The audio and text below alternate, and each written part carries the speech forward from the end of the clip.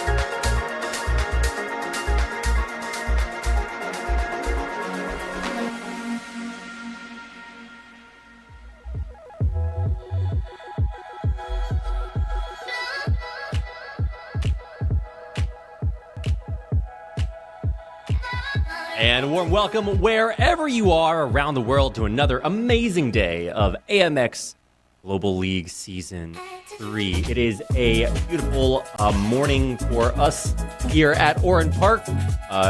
In South Korea, it is about the middle of the night, but that's okay because wherever you are is a good time for sim racing. Tonight, we're starting off with AMX Zero on Oran Park, Global Mazda MX-5 Cup.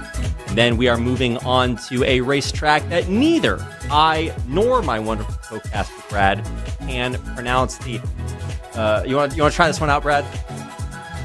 No, not okay, right now. All right, I'll work on it on the break. Don't worry. We'll save that for later. If you guys want to know what track we're talking about, you can check out our tweets and I think on YouTube too. So maybe you can try out your own pronunciation at that. But that's the great thing about sim racing, right, Brad? You don't have to say anything correct.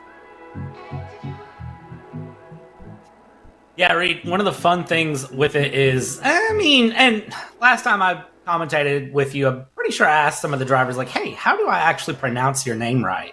So, but that's one of the fun things with being a global league, is you get a lot of languages, a lot of different things. You kind of mix things up, and we learn as we go here. And, maybe I need to learn how to sim race a little bit better, but I think learning how to pronounce people's names pays a little bit more for me right now. Yeah, the great thing about sim racing. Do it without using your mouth.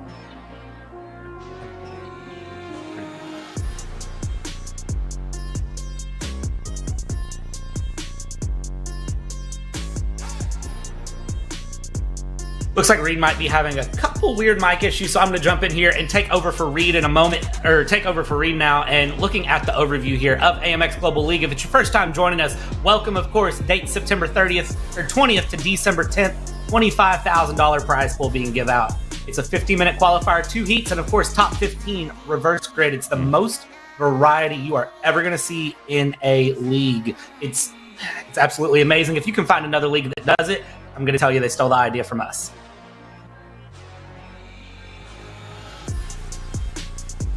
Kind of looking forward here at how things work here. So, of course, driver cams, if you are an AMX Zero, we pay you an extra $1 just for turning on your camera. Payouts are paid if you have over $100. That's paid out monthly. And then race days are, of course, Wednesday, Saturday, and Sunday. If you want to sign up, go to amxrace.com to join in. And if you're wondering, okay, Wednesday, Saturday, Sunday, well, when do you race on Wednesday, Saturday, and Sunday? If you are of the Eastern Standard Time area, it is 7:50 p.m. and 9:20 p.m. respectively for AMX 0 and 10. And then 12:50 p.m. is when we start things off on the weekend. And then if you are an American and you're like, well, I'm more closer to Europe, well, it's going to be a late night for you on Thursday mornings. 1:50 a.m. is when we kick things off. And then Saturday and Sunday evening 6:50 p.m. is when things kick off. A little bit better for you there. And if you're saying, okay, well, I hear things about prizes and different things. Well, what pays? How much are you really giving out here? Well, let's just look at how much has been won and how you win things. We pay by places, and we pay including qualifying. So if you're wondering, you qualify first place in AMX 0, it is $7. We're going to invert that grid. If you work your way back 15th to 1st, it's another $7. Invert it again, 15th to 1st, it's another $7. And again, it's a point just for turning on the camera. So total per race, we're giving out over $100 plus the cam prizes are given out. And I will tell you, it is very much worth it just to jump in, participate. You never know how much you could win. But you are going to have some challengers as we go through and looking at our top 12 here in AMX 0. Jackson Resenje with $93.40 with 10 races and 2 won.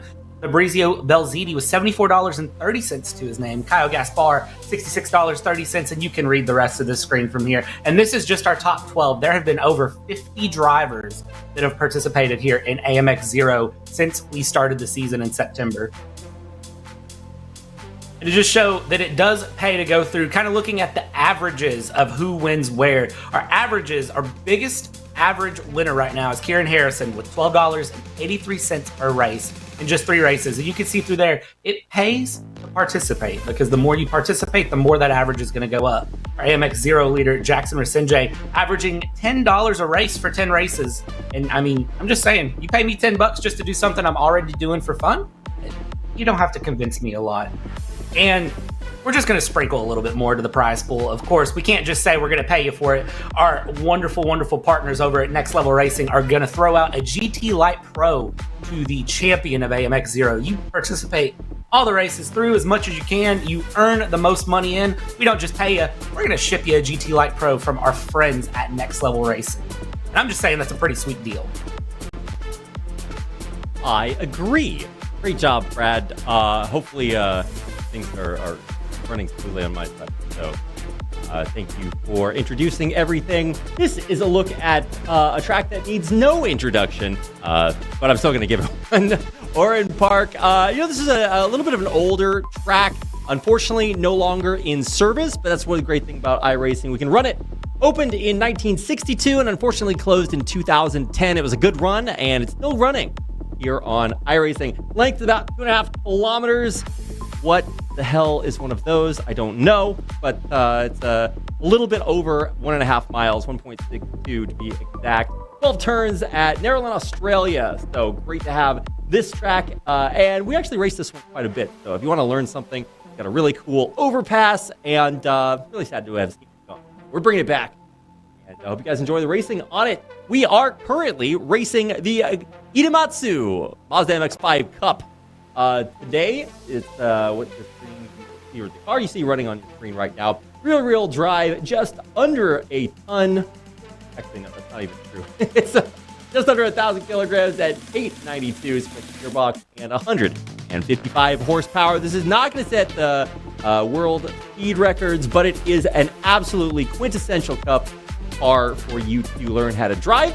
and that's why it is so popular. We always have a great time running it in AMX. It was very popular last season. Bringing it back tonight on Oran Park. What do you think about the car track combo tonight, Brad? It's a classic. The thing with Oran Park MX5s, whenever you're working your way up in iRacing, Reed, it's the quintessential rookie course. Like, my first MX5 course was Oran Park Grand Prix circuit, trying to learn it. And I will tell you, it's a beast of a course. There's a couple moments that are really going to catch some of these drivers out. Some of these drivers are really going to struggle through, but all of our drivers are going to show a lot of pace and a lot of consistency. And I think it's going to be really, really fun to watch the drivers throw these MX5s around and really do the best they can here and try to see what they can put together. Yeah, it's an interesting track. They do MotoGP racing on it, or they did for a while. And it also has this really cool, like, north and south circuit, if you want to split it up. The south circuit's just kind of a normal racetrack. I don't know, vaguely ovular. But the top track is this weird figure 8 design where you just keep doing the overpass over and over again. One of these days, I'm going to get fired for accidentally changing it to that. That would be so much fun to race. But it is actually a really cool park, It's a really cool track, and glad to see it here again. Really bringing it back. And this is AMX 0, so we're trying to make things a little bit more accessible. It's free to enter. You can go to amxrace.com, sign up, and you're in the running for almost $100 in prizes every single time we do it. We're doing it 72 times a season, every 3 months, and that means that you guys get a lot of chance to really familiarize yourself with a lot of the free content on iRace. So that's what we're doing tonight. And Brad, I'm a little bit disappointed because you're talking about how this combo is one of your first exposures to iRacing, but you're not behind the wheel.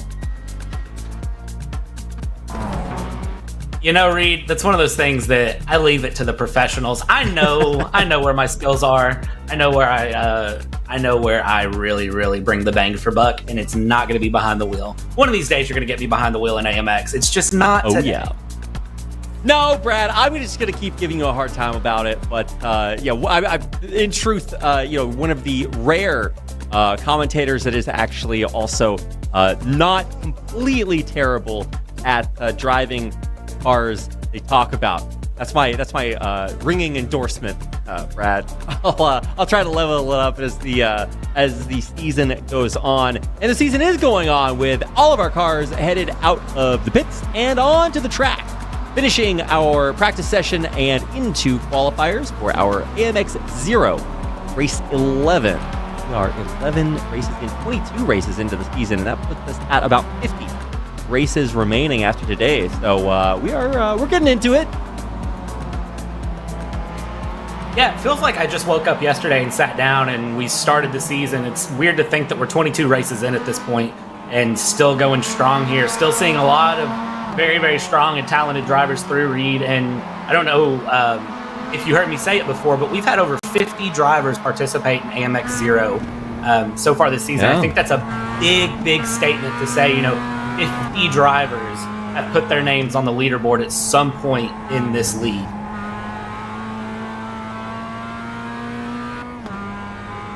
Yeah, and it's not just drivers that's a little bit ambiguous, right? It is some new faces, but also some of the most talented drivers that are out there. We have had a lot of racers from big-name teams that have been competing in a lot of different iRacing tournaments, and so it's always exciting to see them come out here and have a little bit of fun, right? I mean, this is a free-to-enter tournament. We do double reverse grid, so we're trying to keep it fun, entertaining, and still let you have a lot of fun racing.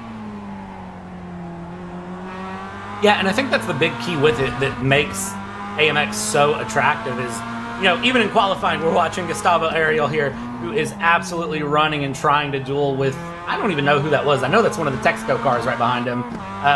But that's one of the things that makes AMX very, very interesting and I think intriguing and really makes the talent interested is it's so different to any other league. Most leagues, look, it's going to be a published calendar, one race a week. We're throwing out 6 races a week at a variety of track circuits. You don't have to be the master of everything. You just have to try something. It's very, very crazy. And Victor Miranda saving me with the stats. Ariel is the biggest iRating driver on iRacing.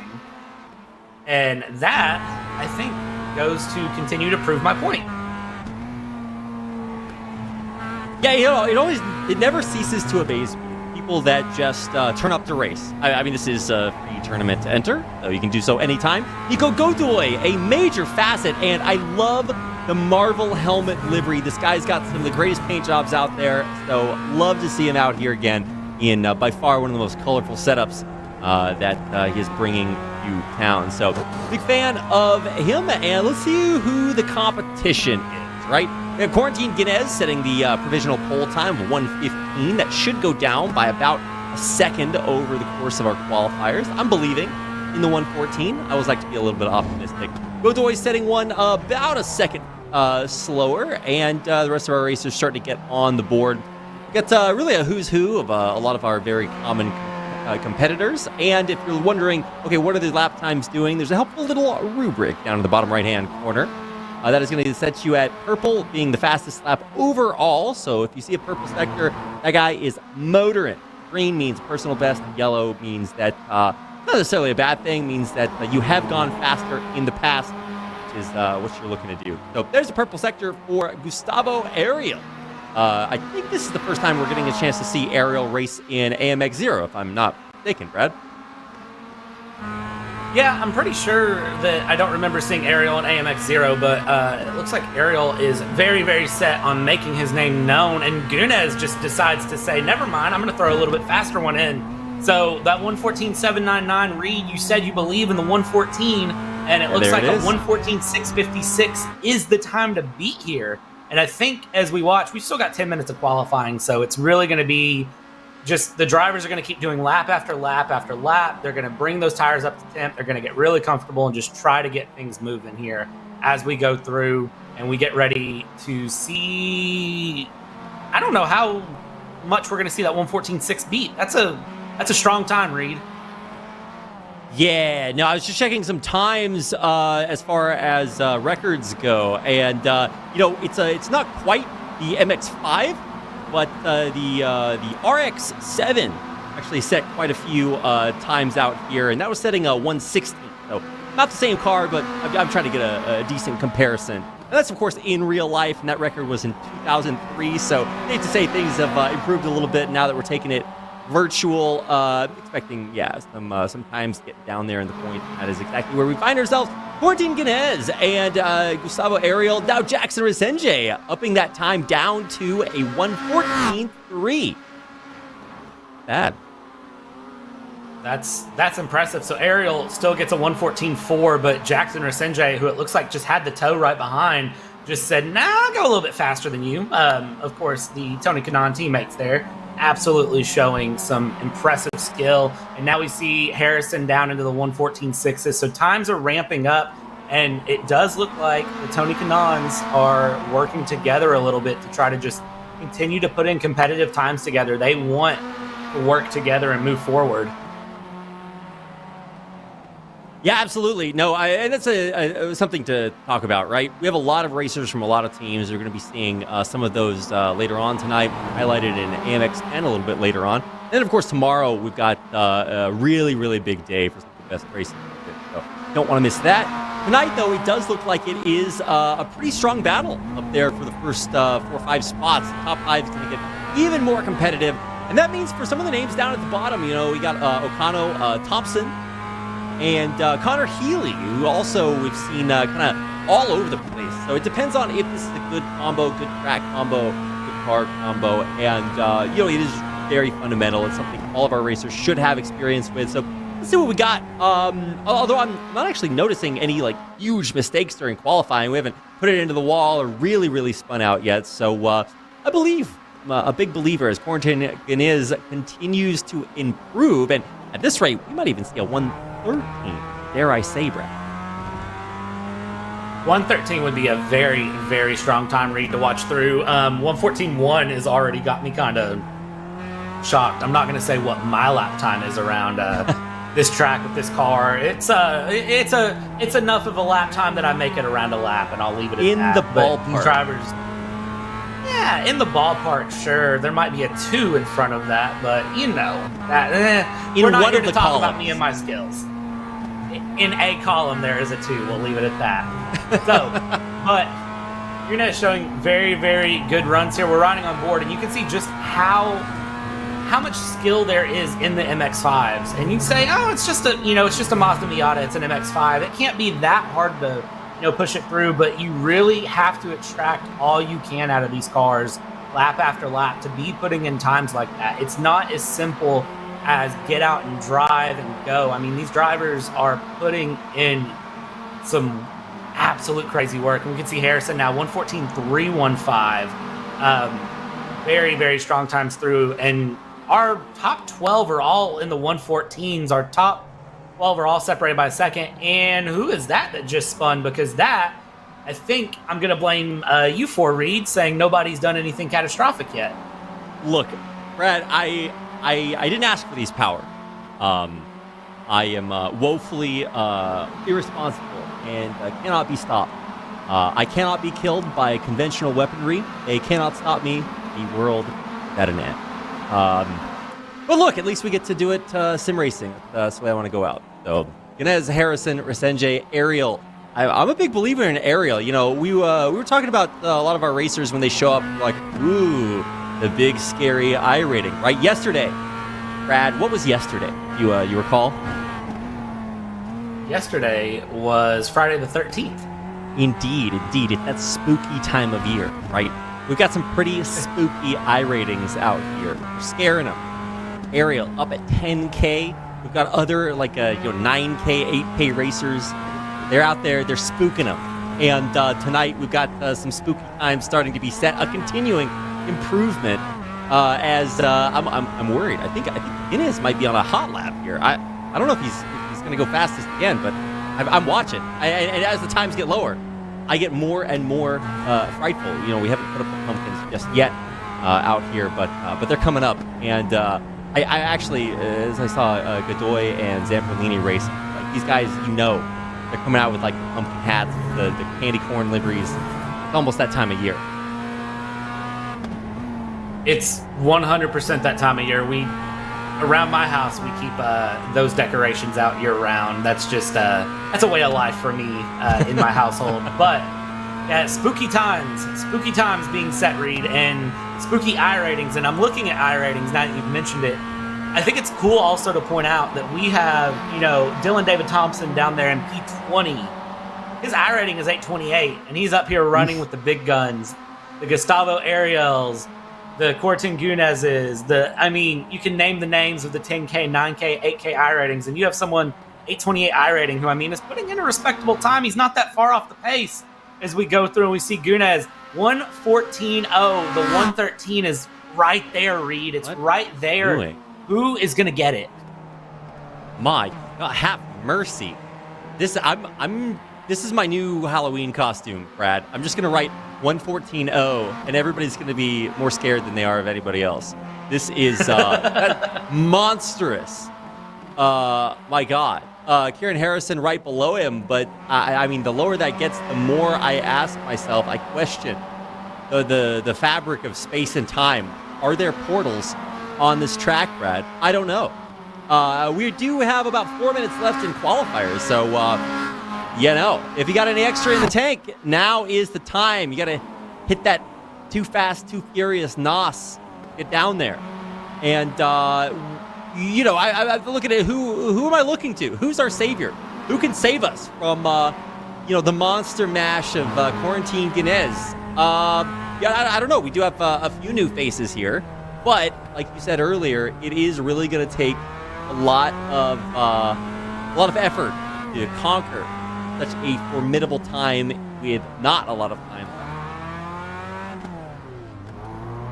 It is going to be a David and Goliath challenge here to see it go through. And we see here a little bit of respect being shown there from Purvine, getting out of the way of the drivers. And now we're going to see, can he take advantage of a little bit of slipstream, kind of go through. You can see he was stopping there before each corner, kind of letting drivers stay on the racing line and just staying out of the way. And now we're going to see a lot of gusto being given here. And you can see kind of caught out by the car ahead. braking a little bit. That's the number 21 of Ocano that he is now behind. And we're going to see how things play through as they run through Shell Corner here, going up towards Champion Curve, and then they'll go over the Yokohama Bridge. And it looks like we're going to jump with Harrison here because Harrison was behind someone. That's Gunez. Gunez with a little bit of blinking there, it looks like, but still staying on the road. So these are our guys at the front of the grid that are staying right behind each other. I'm going to tell you, if anyone can put in a time to beat that 1:14.0, it's going to be Harrison or Rasinjay, I think. Those are going to be the two that I think can really bring things forward. It looks like right now Harrison is actually down significantly on that top time, so not able to improve there, but still putting in a 1:14.4, still respectable and consistent lap times. We just need to see a little bit more come out from one of these drivers. Yeah, I think early in that previous lap, he ran into a little bit of traffic, so I don't know if that was ideal. Student driver. Real life simulator. A little bit of a Togo Unjan, you know what I mean. Either way, on board with Gaston Kalavi. This is a guy that we see up in the top 5 sometimes, and I'm not talking about after reverse grid. No, he's definitely put up some respectable efforts, and as one of our highest placing drivers from last season, I'm expecting the good stuff. He is down quite a bit though, although I will say that because we do the reverse grid, not going to be where he stays for sure. Currently sitting at about $1 coming his way. And by way of reminder, you do get $1 just for turning on your camera in AMX 0. So he's doubling up right now. And with about a minute to go, I think that might just be where we see stay Gerardo Ramos improving a little bit. We might see him gain a couple of places. And our relative newcomer, Dylan David Thompson, my bad. Dylan David Thompson. Sounds like a member of BB Mac, O-Town. Dylan David Thompson. Sounds like he would be a guest on Charmed. I don't know, but he's bringing back the good feels. Look, I don't know. I call it like I see it, Brad. I love it, Reed. I absolutely love it. You caught me off guard there with a couple of the references. Looking through 5 seconds left, Jackson Rasinjay up. Looking back at on-track action. Again, the Tony Kanaan Texaco team there. Absolutely trying to help each other out as best they can. But into the session, end of the laps. Who landed where, Reed? Because I don't think that 1:14.0 got beat. No, I was trying to distract everybody from the timing tower so that we could have this mysterious reveal. Either way, the suspense, it's building. Brad, where did we go? What was the final time? I don't know. It's a mystery. Scenic vistas, but there's one question on everybody's mind. And the question is, how long can I stall for the timing tower? We did it! Mission accomplished, and indeed, no! Quarantine Gunez is your fastest time in qualifiers. There he is on your screen. Big fan of SimRC, the top 2 times before a host of different names for the same team. Texaco Racing by Tony Kanaan, Kanaan Esports Brazil, KTFBRB Esports. It's all the same thing. We got a lot of the TKs represented out there, and well represented, I might say so. As far as privateers go, I guess Eliseo is up there, but I think he's on a team too, if I'm not mistaken. So either way, very, very fast times. We didn't hit a 1:13, but we did get way down there. So we're going to flip it around, Brad. Reverse grid. It's time for heat number 1 of AMX 0, and we're going to re-invert things. So let's see what things look like. Get ready to start our first heat of the day. Yeah, one of the fun things with AMX, and we've leaned on this a lot, but it is the reverse grid. It's the fact that, we pay you for qualifying, but then we're going to stick you to the back and say, good luck, figure it out. You got to really know what you're doing here. And as I look here, there are 23 cars gridding up here, all of various varieties, skill levels. Looking through up front, it's going to be Connor Healy and Sandro Boas that are going to lead us off to the start of this race, Reed. And now Spetronev and Morta P3P3 before, but look in the back there. I believe that is Nico Godoy in that Adult Swim livery, who's dived a little bit wide, and it looks like he's trying to move up early, but into turn one is where the bravery is going to start, and who is going to hold on? Healy, very, very wide, and he's already spun. That's one of the Texaco guys going wide, and I believe this is going to be a flashback to what we've had before. Someone else spinning. It's absolutely clobbered in the front. Who was that? There's a lot of cars everywhere, but as we go through, it looks like things might settle down here for turn two. I say that with a lot of question because no, there it is, our front leader spun. And now as we go through again, and that is just Boas dropping back. He was in the lead. He's going to lose all of those places, fall down to P13, and now it is going to be Kalabi, our student driver, moving forward as we go over the Yokohama Bridge and down the inside. That was the number 19, I believe, of Gunez, who was trying to dive through, and we're going to watch here with, who is this we're looking at now? Godoy, who has fought up to P10 already. Very, very competitive. So we can see a lot of drivers, it seems like, just pushing very, very hard early on. And Godoy, I don't think the MX-5 is a lawnmower. Reed, is the MX-5 a lawnmower? Hold on, let me check my data here. It says here in my notes that the answer is no, Brad. But, you know, several similarities. One being that it does, in fact, destroy the grass. So, you know, in some ways similar, in other ways quite a bit different, Brad. And I like that goes for us as well. Some ways similar, some ways different. Both love talking about racing. Both love cars. But one of us much more handsome. I'll let you take the credit on that one. No, it's a mystery. We'll do a vote later on. What people say. I'm all about the democracy. Diego Villarreal, we're checking him out in the back. Eliseo now checking him out as we dance around the track to see what is going on. DDT dropping out. That's my new name for Dylan David Thomas, or whatever it was. Yeah, Dylan David Thompson, there it is. All right, I'll get it right one of these times. Connor Healy and Brandon Gallo unfortunately met with an untimely demise there at the back. Rough, to say the least, as far as those starts go. The bottom 5, bottom 7, not a great start for them, but they're going to get back out there, see what they can do. If they can get back up to 15, you know, we'll check it out. On board right now with Kyle Gaspar, who is setting at the pace back in the top 3. So there's a couple of really hot battles here. We're watching Karen Harrison really try to make this happen. He is front wheel to hind wheel, but that's not what we call an overtake. Oh, Gaspar, Harrison, they're fighting. They're dueling it out, and I think actually Harrison might have the momentum. He's coming around the outside. A very tight turn, a spin in front, a narrow dodge. We're stationary on the track, Brad. Oh, and I believe that was indeed, who was that spun?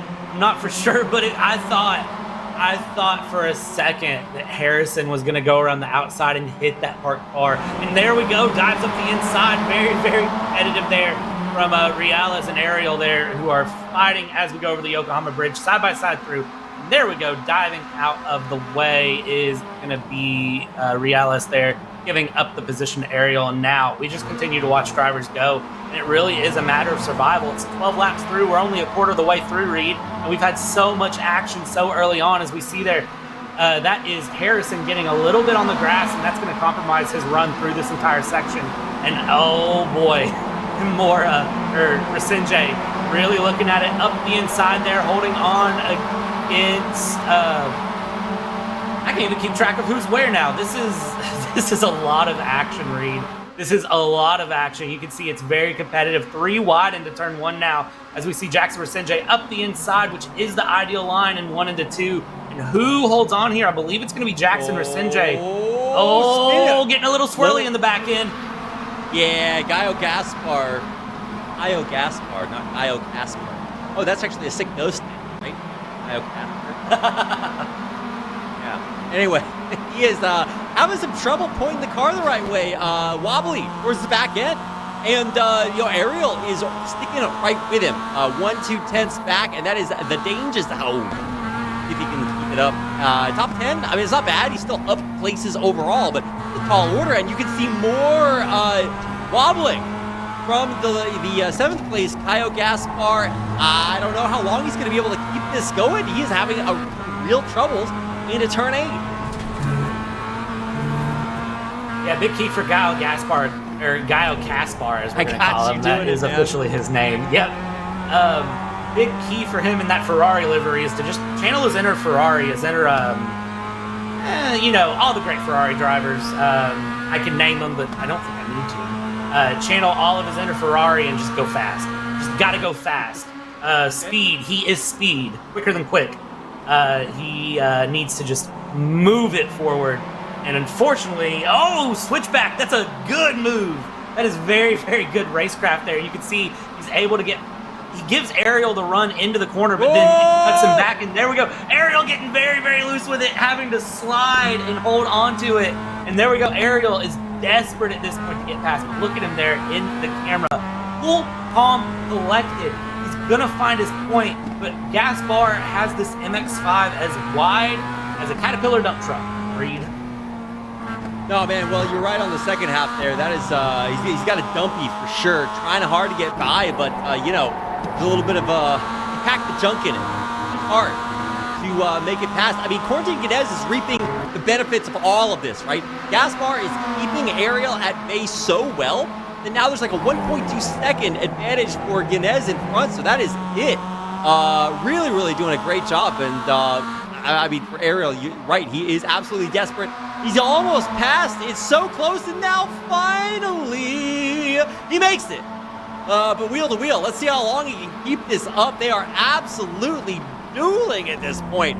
But I don't think that Gaspar can keep it. He falls back 3, 4, 5 tenths, 4, and that is Ariel cleanly into 7. Yeah, Gaspar had a decision there. He could fight that into turn 1 and turn 2, or he could give that away. And it looks like he braked a little bit early. Just went ahead and gave Ariel the position. I think he's going to just kind of tag to the back of Ariel here and try to just follow him around. See if he can get a little bit more speed to get past.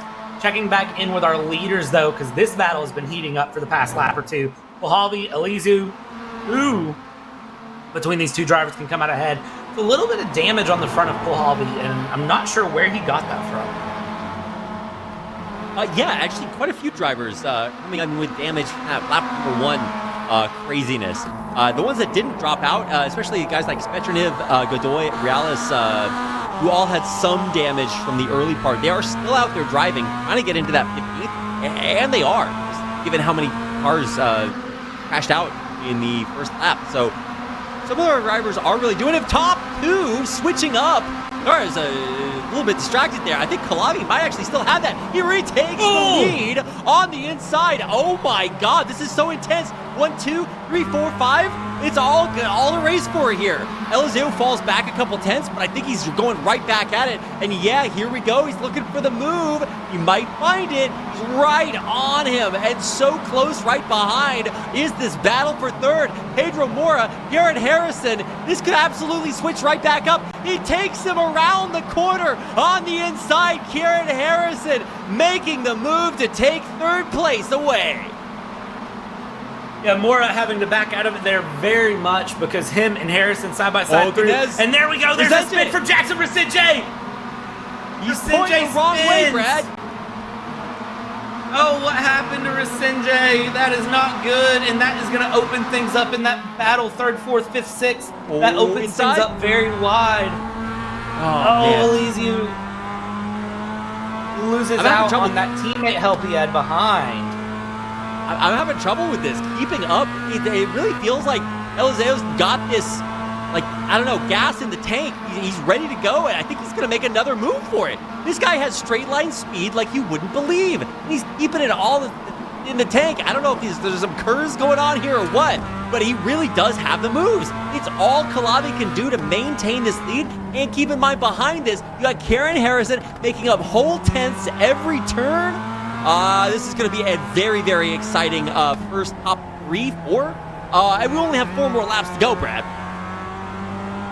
Yeah, that's the thing. We're only on lap 8 of 12, and these guys are driving like it's the final lap of the final race of the season. Like, it's amazing to see the skill and the challenge that they're putting through. Things are spacing out a little bit now as I look through, but now Harrison's caught back up to the back of Elizu and Kohalvi, so I think Harrison is going to start putting some pressure on these two here in front as we continue around, and it's going to be a matter of these Tony Kanaan guys are going to want to catch back up here.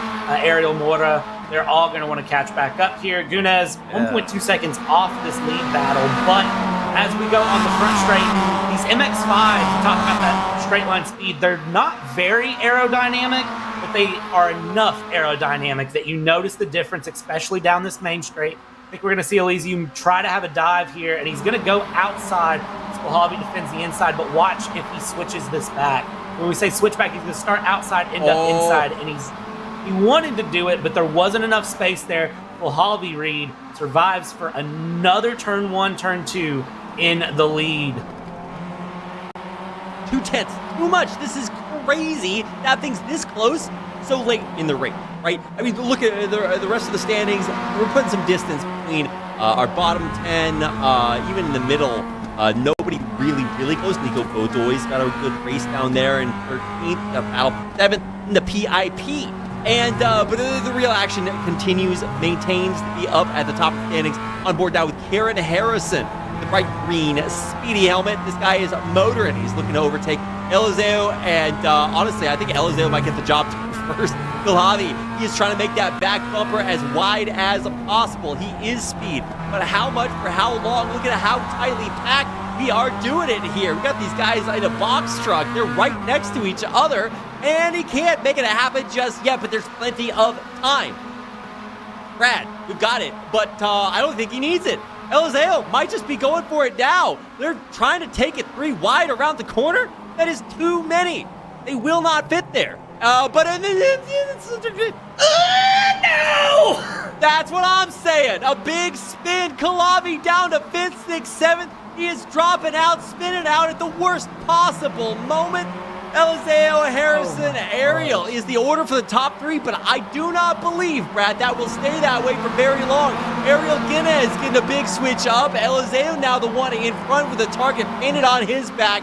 Harrison a little bit behind, but it's Ariel Guinness coming in hot. Gunez giving a little bit of a tap to the back of Ariel's bumper there over the Yokohama Bridge, kind of just saying like, hey, get out of my way if you can, please, as they are absolutely battling through. I cannot believe what we are watching here, Reed. This is crazy things that we're watching here, and we still have 2 laps of this to go as they come around the final corner here. It's going to be Gunez who is absolutely pushing through. He's got speed, he's got speed, he's got skill, and he is going to very quickly put the fright into these front 3 as we go down the main stretch here. You can see a little bit of slipstream here helping out as he moves forward. And does he take a dive up the inside? Does he try to be brave and be late on the brakes? It doesn't look like it. He's sticking right to the back of Ariel. Never mind, he's going to go for it up the inside. And he does. Is there enough room? He's going. It's door, it's bumper, it's outside now. Can he hold on there? Oh, Ariel is going to just very good racecraft. Holds onto it there, and Ariel does keep the position, Reed. Just barely keeps the position. I thought that was over for a second.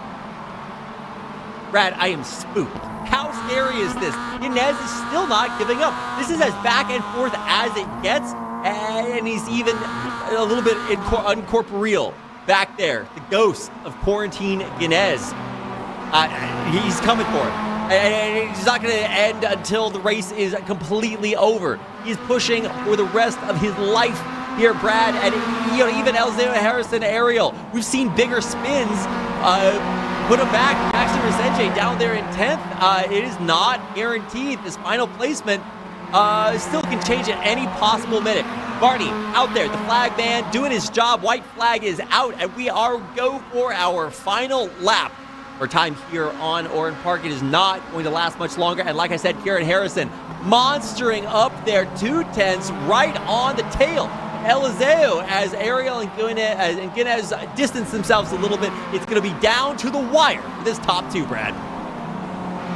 Absolutely. Just about 3/4 of the lap left here, Reed. And you can see a little bit of tire smoke there. It looks like somebody locking up. I think that might have been Harrison or Eliseo there locking up as we head toward the Yokohama Bridge here. And they go over the bridge now. And at this point, your options for passing are very limited. But they also need to keep in mind, we still have another heat after this. We still have another 12 laps to run.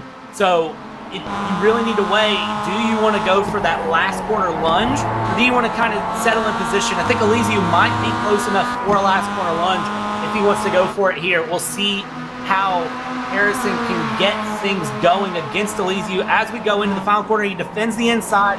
Very, very smart move. Harrison is going to try to slot a little bit better run. He's going to run wide. Oh! Now you can see it's a drag race from Harrison. Taking him at the line. Final quarter. You can see Elysiu in the bottom. He's just like, well, okay, that happened. I cannot believe it. The wire. Harrison. He saved the best for last and made it happen at the last possible moment. There were tens, thousands. He made it. I don't even know. I want to see the second that overtake happened because it doesn't get much closer than that. Oh my God. This is AMX 0, by the way. This is free to enter. And this is what the competition at the top of the field looks like, Brad. It doesn't get much closer than that. I'm probably going to say that a lot today, but what a final finish down to the wire across the line. Garrett Harrison in first place, your winner of AMX 0 Race 11. You can see that little cheeky smile he had on his face. He knows he got him. He got that just out of the final corner, too. That was going into the corner. I did not think he had that, and I think Elysiu broke traction right on the corner exit, and then that was that. So now everybody gets reset, and for Harrison, that's $7 in his pocket, but now we're going to throw him back into P15, and he needs to figure out how to work his way from 15th to 1st. And that, I think, will be the big challenge for Heat 2. Yeah, no, I don't know what happened there at the end. I really hope we get a chance to watch a replay of that because that is one of the closest finishes we've had all season long. And yeah, there it is, the juice up at the top. Tim RC, very well represented. Number 1 and 4, Aaron Harrison, his teammate Quarantine Guinness. Then we have a whole host of technical racing by Tony Karan representing all through the top 6. With an honorable mention, Guillermo Eliseo making his way into the top 2. A little bit inconsistent at the first, or second, third, fourth race, but he's really coming into his own. Common sight up here in the top 10. And we did actually have quite a few racers getting into that fairly top 15 for the regrid. Means we are going to flip things around one more time into heat number 2.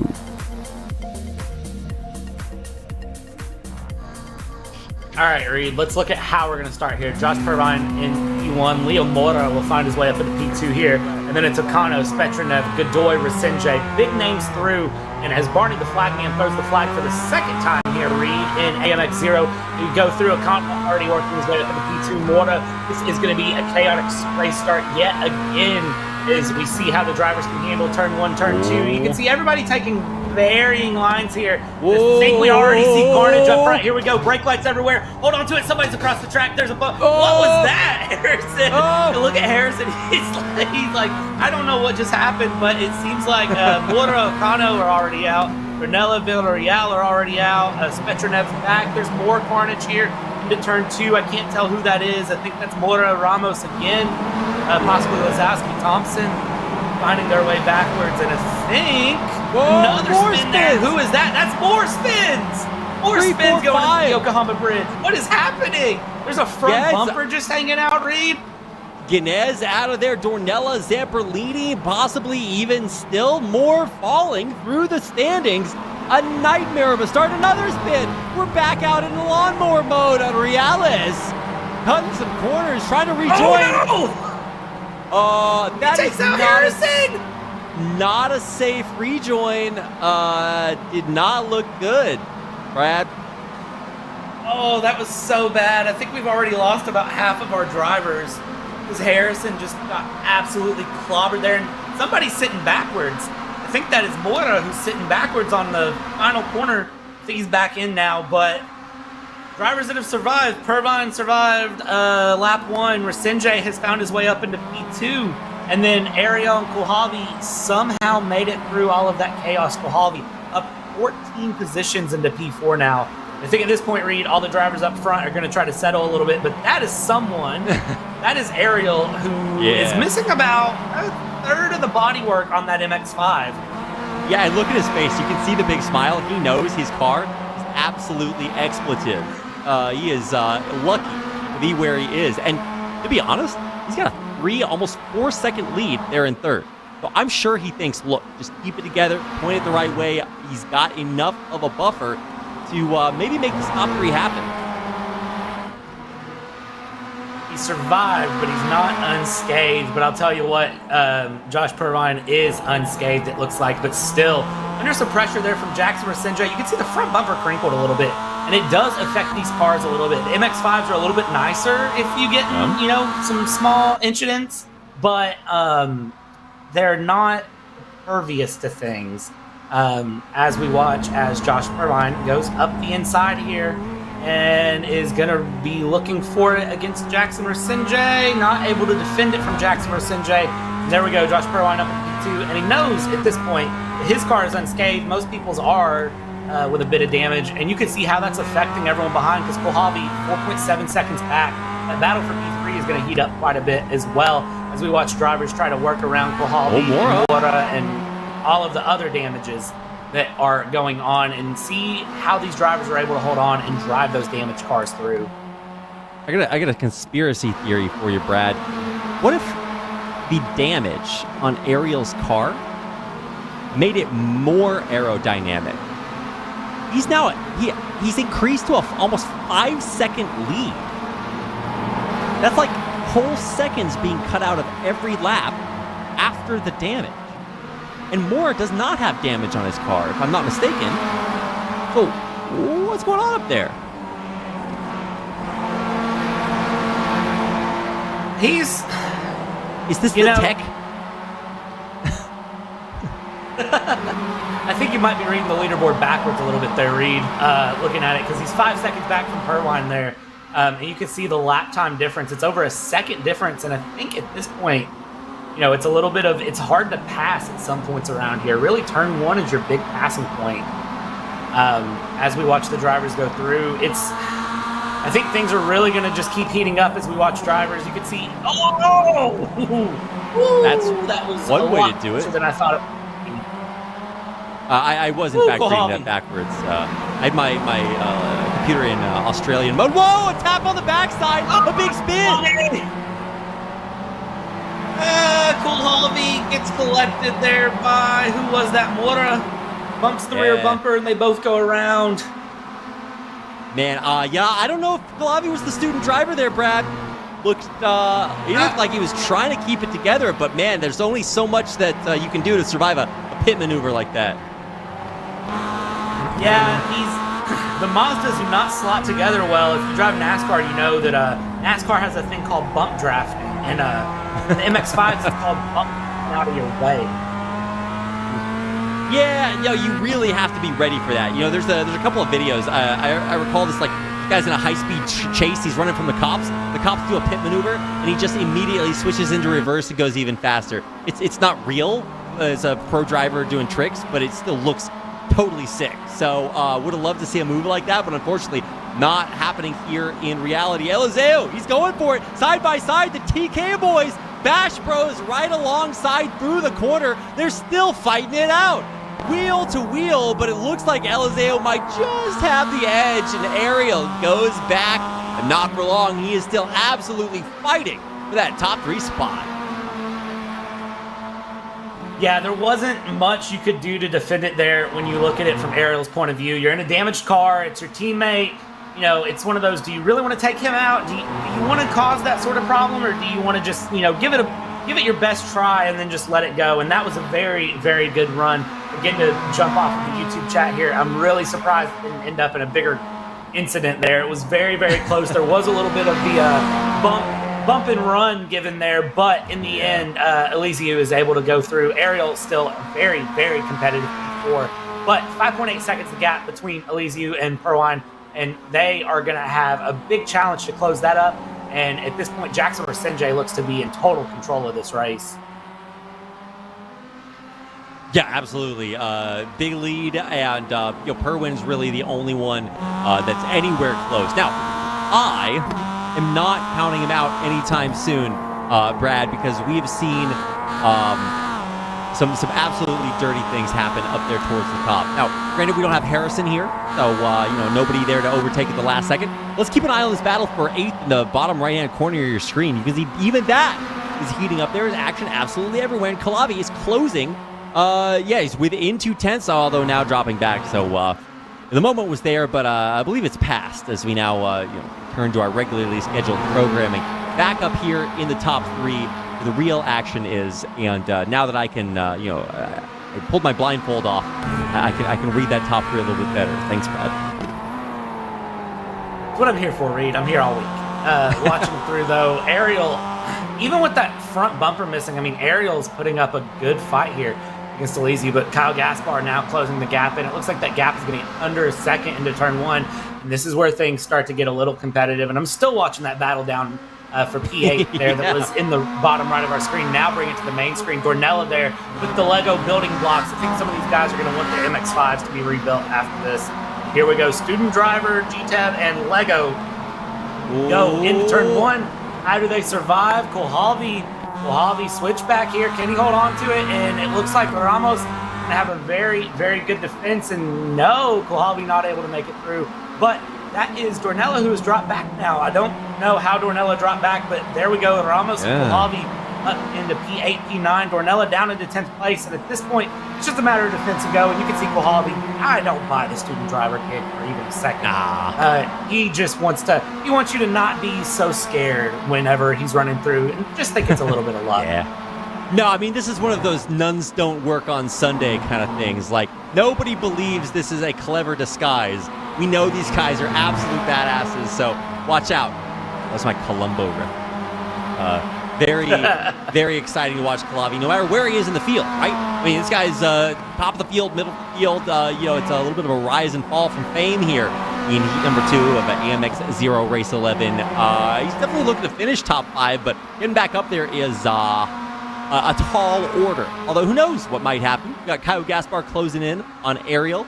Right now, we're on board with Kohalvi, who seems to be dropping back a little bit. So, big moves being made in the back of the pack, though. That battle for 11th heating up is our American McGillo almost making his way into the top 10. He is motoring, so absolutely possible as we close into the hinterland of our race time here today. And I'm glad that we get a chance to really take a look at Kohalvi's driving, because even though he dropped all the way down to 9th after a spin, you can see that fundamentally he's solid.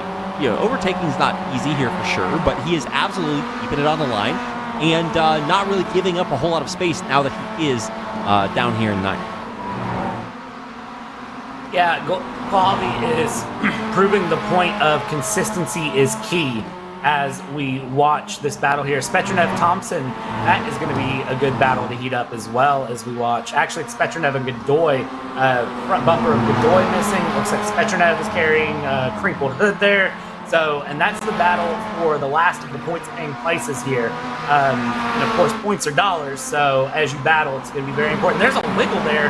Ariel, looks like the car getting very unhappy under braking as we cut to the front here with Ariel and Gaspar showing a good battle here for P4 now. As we see Elysiu has opened up the gap a little bit to them and is continuing to just allow this battle to happen. Gaspar there getting a little bit loose, and there we go. Oh, Gaspar really thought about it up the inside on Ariel, but was not able to make that stick. Ariel just chopping his way around. He saw that one coming. He defended it quite beautifully. Now it's just a matter of who can get through here. I think that bump actually helped him into the turn a little bit. Look at this. So we're going to replay here. This is the very beginning, and it looks like one spin can deal all of the damage. You think you're off track, but no, it actually winds up coming back on through the turn. And 1, 2, 3, 4, 5, and that is not the way you want your race to start. 6, 7, everybody getting collected. We lost like 10 racers at the very start of the race. Yeah, and unfortunately what happens with that, too, is a spin happens like that. People there in the middle of the pack are going to check up and try to avoid it, and then everyone behind just doesn't have enough space to brake, so then you end up with absolute carnage where everyone's trying to check up, not enough room. Yeah, NASCAR. NASCAR is a prime example of things like that happening. And unfortunately, it just ends up taking out a bunch of the grid. Everyone's got damage, and then it's kind of just nursing your way through. Jackson Resenje, again, one of the drivers that got involved in that lap 1 incident, but he's made his way through. Ariel involved in that lap 1 incident. Ariel through. Ooh, very, very good move there between Ariel and Gaspar. Look at the bottom right corner of your screen as we watch this here. on our main screen. Again, too much action. Shout out to the broadcast team for getting these picture-in-pictures going. This is such a great addition to the stream. Man, it doesn't get much better than this. We had a great finish to heat number 1, thanks to Kieran Harrison overtaking in the final. We're getting 2 awesome battles here, and we're only 2 laps remaining in this race. Jackson Resenge is there on your screen. He is in number 1 spot, and you can see he is working for it. Man, sweating up a storm in that sim rig, and he is there to stay.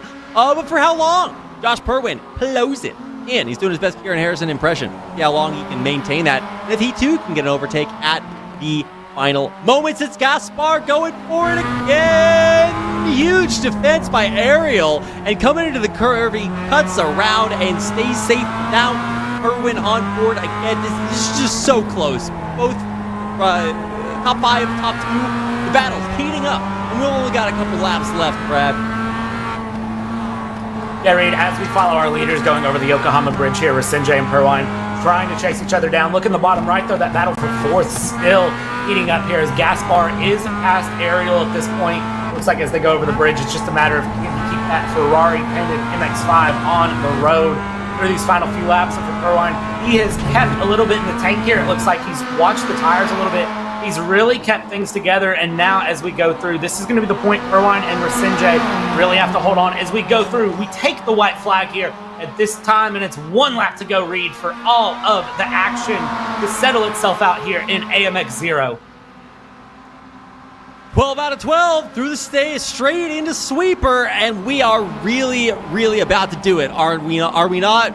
We are. That's the answer. No, Josh Perwin keeping it close, a good corner into the inside, but unable still. He knows it's time, Brad. It's time. He's looking for the angle on the outside, but the big corner Coca-Cola is not able to find the overtake there. Battle for 4th also heating up, absolutely red hot back there. The Ferrari livery, like you said, doing work. Speed is there on the inside. The cut, is it there? It's good. No, man, he almost tapped him. Running wide, but the battle for 4th, honestly, even hotter than what's going on up front. We got the double J's, Resenge and Perwin going toe-to-toe, wheel-to-wheel, and they're over the overpass, and we are into the final half of this race. If you're gonna do it, now is the time, and we are going all the way absolutely through everything. Foster's dip, Momo, corner to the final, turns to the racer. Here, Brad. Recaro corner comes around. Jackson Resenge, Josh Perwine. It looks like in this battle, it is Jackson Resenge who is going to find dominance yet again. He's dominating AMX 0 currently, and he finds another win there. But watch there, the battle for 4th as we go through. It looks like it is going to continue to heat up. Gaspar holding on to things here as they come across the line for 4th. And there it is. Ariel very, very satisfied. And you can see that battle through, and it's still, there's more battles in the field to settle out here as we see Ramos run through P7, Mora P8, Mojave P9, Cornella, Boas, Gillett here will run across the line, and then Healy and Thompson will bring it across P13, P14, but the last of the points-paying places is Nico Godoy, who will come across the line there for P15. Spetrunev, Zamperlini, you would think that this is the battle for the lead, but it's really the battle for P16 here, and it is going to come across. Spetrunev will bring us across with Zamperlini in tow. I believe that, Reed, that is going to be how we end up race 11 here in AMX 0 with a big battle in the front. Jackson Resenge, Josh Perwine, and Elysiu Gaspar Ariel, top 5, putting on a show today. Man, just endless entertainment. This is free to watch, Brad. We're giving this away. And in truth, it's free to join too. So if you want to contribute to the viewer count or the racer count, the option is yours. Both electrifying experiences. And like I said, yeah, I told you I was going to say it doesn't get better than this like 25 times. This is the way the cookie crumbles at Jackson Resenge from Kanani Sports Brasil in number 1 spot with Josh Perwin. An absolutely amazing drive from him, finishing in number 2. Not even like a recovery drive. He got flipped up and stayed there, totally deserving of that spot. The former McLaren Shadow driver. Joni still got some gas in the tank. Eliseo again. Man, this guy is so consistent. Top 3 finish from the privateer. And even more TK racers, Tony Kanaan Racing being very well represented once again. Gerardo Ramos coming up with a big privateer finish, and as you go down the standing, you see a whole host of racers that had that chance at the top and just couldn't keep it together. Connor Healy doing what he does best, making it into the top 15, just barely down there. And an honorable mention to Dylan Thompson, who does in fact finish in that top 15 also. DDT coming through. And that's going to do it for the standings here in one of our most electrifying races we've had all season long. AMX 10, AMX 0, doesn't matter what race it is. Season 3 of AMX Global League is not disappointing. Yeah, Reed, I can't say it better myself. AMX Season 3 is not disappointing. And the thing is, we're not done. We're going to take a short break and then come back and have TCRs, a track that I need to take a break and make sure I can pronounce correct. I know a bit about it. I just need to pronounce it. Look, we've got some Googling to do. If you guys want to take your hand at pronouncing the O track, it's coming up next. We're going to have slides. We've got some great time practice. Let us know what you have to say. And you can do that by hitting us up on social media, Instagram or Twitter, AMX Global. Find us on there. Links right down below your screen. And whichever screen it is, we've got links down below there. YouTube or Twitch, wherever you want to watch us. We appreciate you being here to check out AMX Global League Season 3. Make sure to let us know by heading over to Instagram or Twitter. And if you want to join the conversation, join the fun on Discord. AMX has a Discord, tons of pros in there if you want some help, if you want to ask for advice, you want to post some memes or cat pictures, we've got it all in Discord. We'd love to see you in there. And if you'd like to sign up for any of the AMX 0 or AMX race or AMX 10 races this season, we got about 50 races left at a ton of accessible times. You can go over to amxrace.com and check it out. We'd love to have you. It's time for a break. And then when we come back, we've got more racing in a very, very competitive stacked lineup. AMX 10 coming your way, so you do not want to miss it. Stay tuned.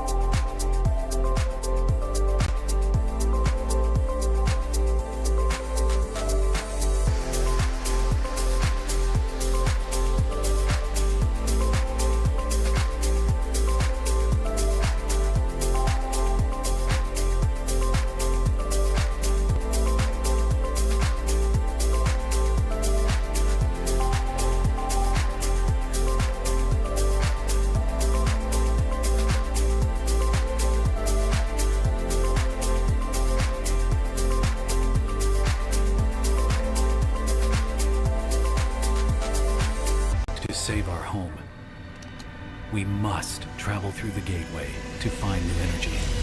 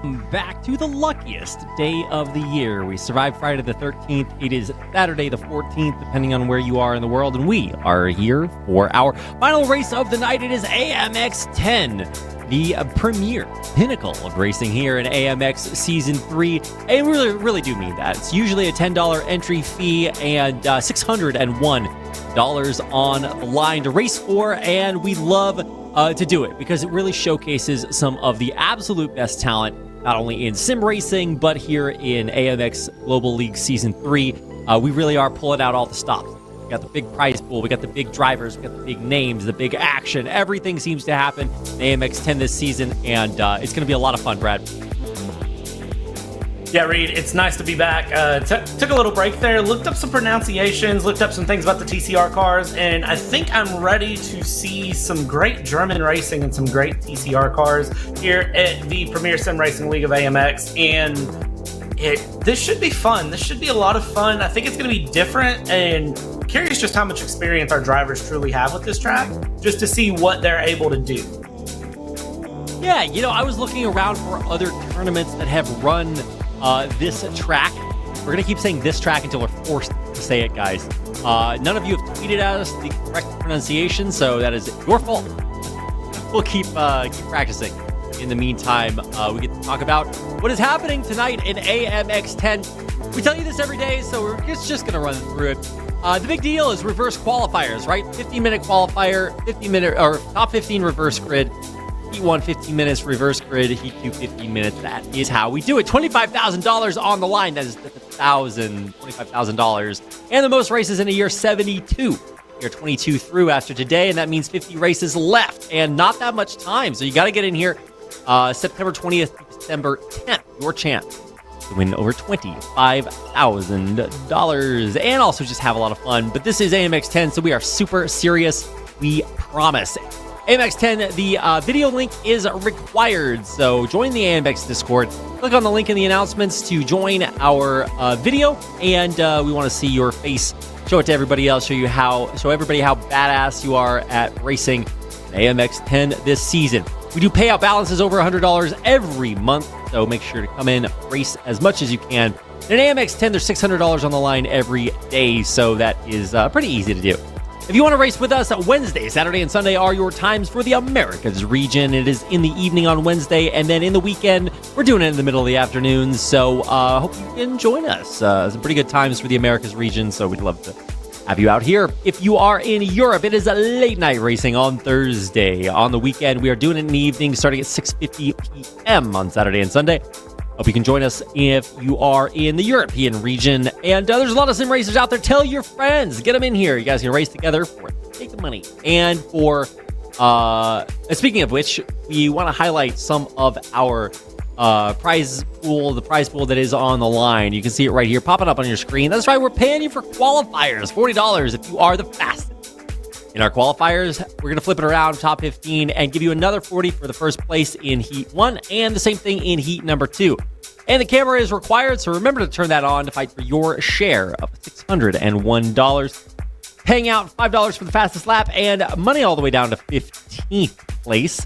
And if you place 8th or higher, you're making your money back. And that's just on one of the 3 sections. So get out there and race. The winner of AMX 10 this season will receive an FG Elite valued at $1,299 MSRP from our friends at Next Level Racing. Next Level has partnered with AMX this season to enhance the prize pool, give you guys a little bit more high stakes competition on the line, and of course send out one of their premier sim rigs from the guys at Next Level Racing. So big shout out to them for hooking us and you guys up with one of the best sim rigs on the market. Thanks to Next Level Racing for that and a whole lot more.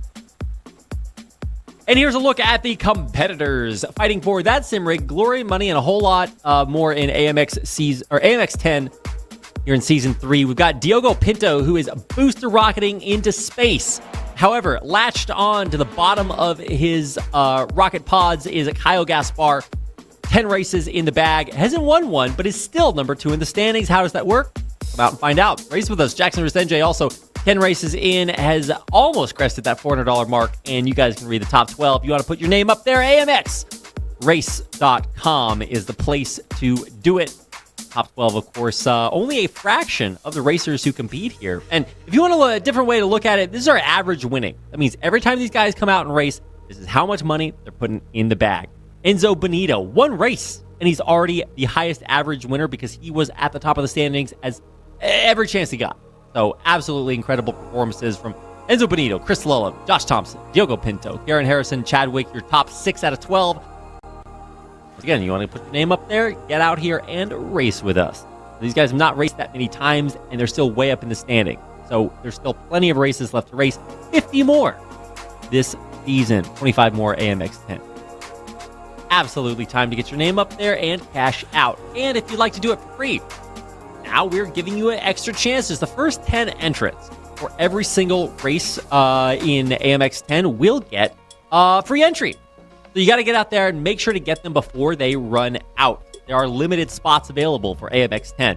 So when we put up a new race, make sure to keep checking back to AMXrace.com and see if you can get in there for free and fight for your share of $601 on the line every single time we come out and race AMX 10 race. It is only this month, so make sure you head out there and get it while you can. And that means, Brad, it is time. Tell us what track we are racing on. It's the long-awaited time where we get to see how my pronunciations are and see how everyone feels. It is going to be Motorsport Arena Oschersleben. In German, opened in 1997. It is the 4th permanent racing facility that opened in Germany. It hosts FIA GT, DTM, touring cars events. And my personal favorite is it hosted the NASCAR Wheel and Euro Series in 2023. It hosts Sidecar World Championship events.